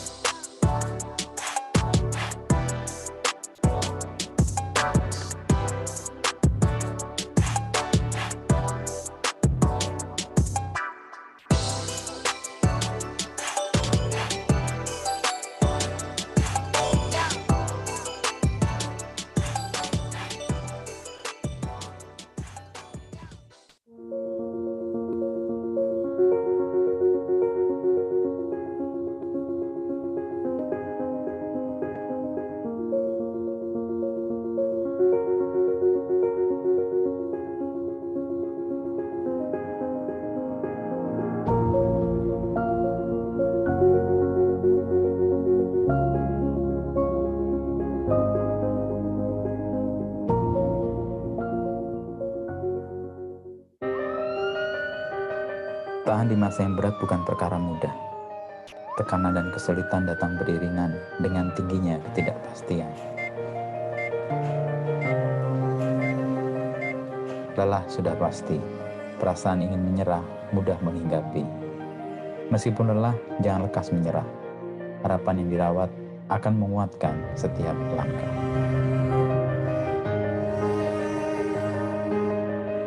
Ibarat benih tanaman, ia perlu terkubur dalam gelapnya tanah. Keyakinan benih itu akan tumbuh, membuat kita gigih merawat, membuatnya tumbuh dengan akar yang kuat. Begitu juga harapan. Jika tidak kehilangan, harapan akan tumbuh jadi kekuatan.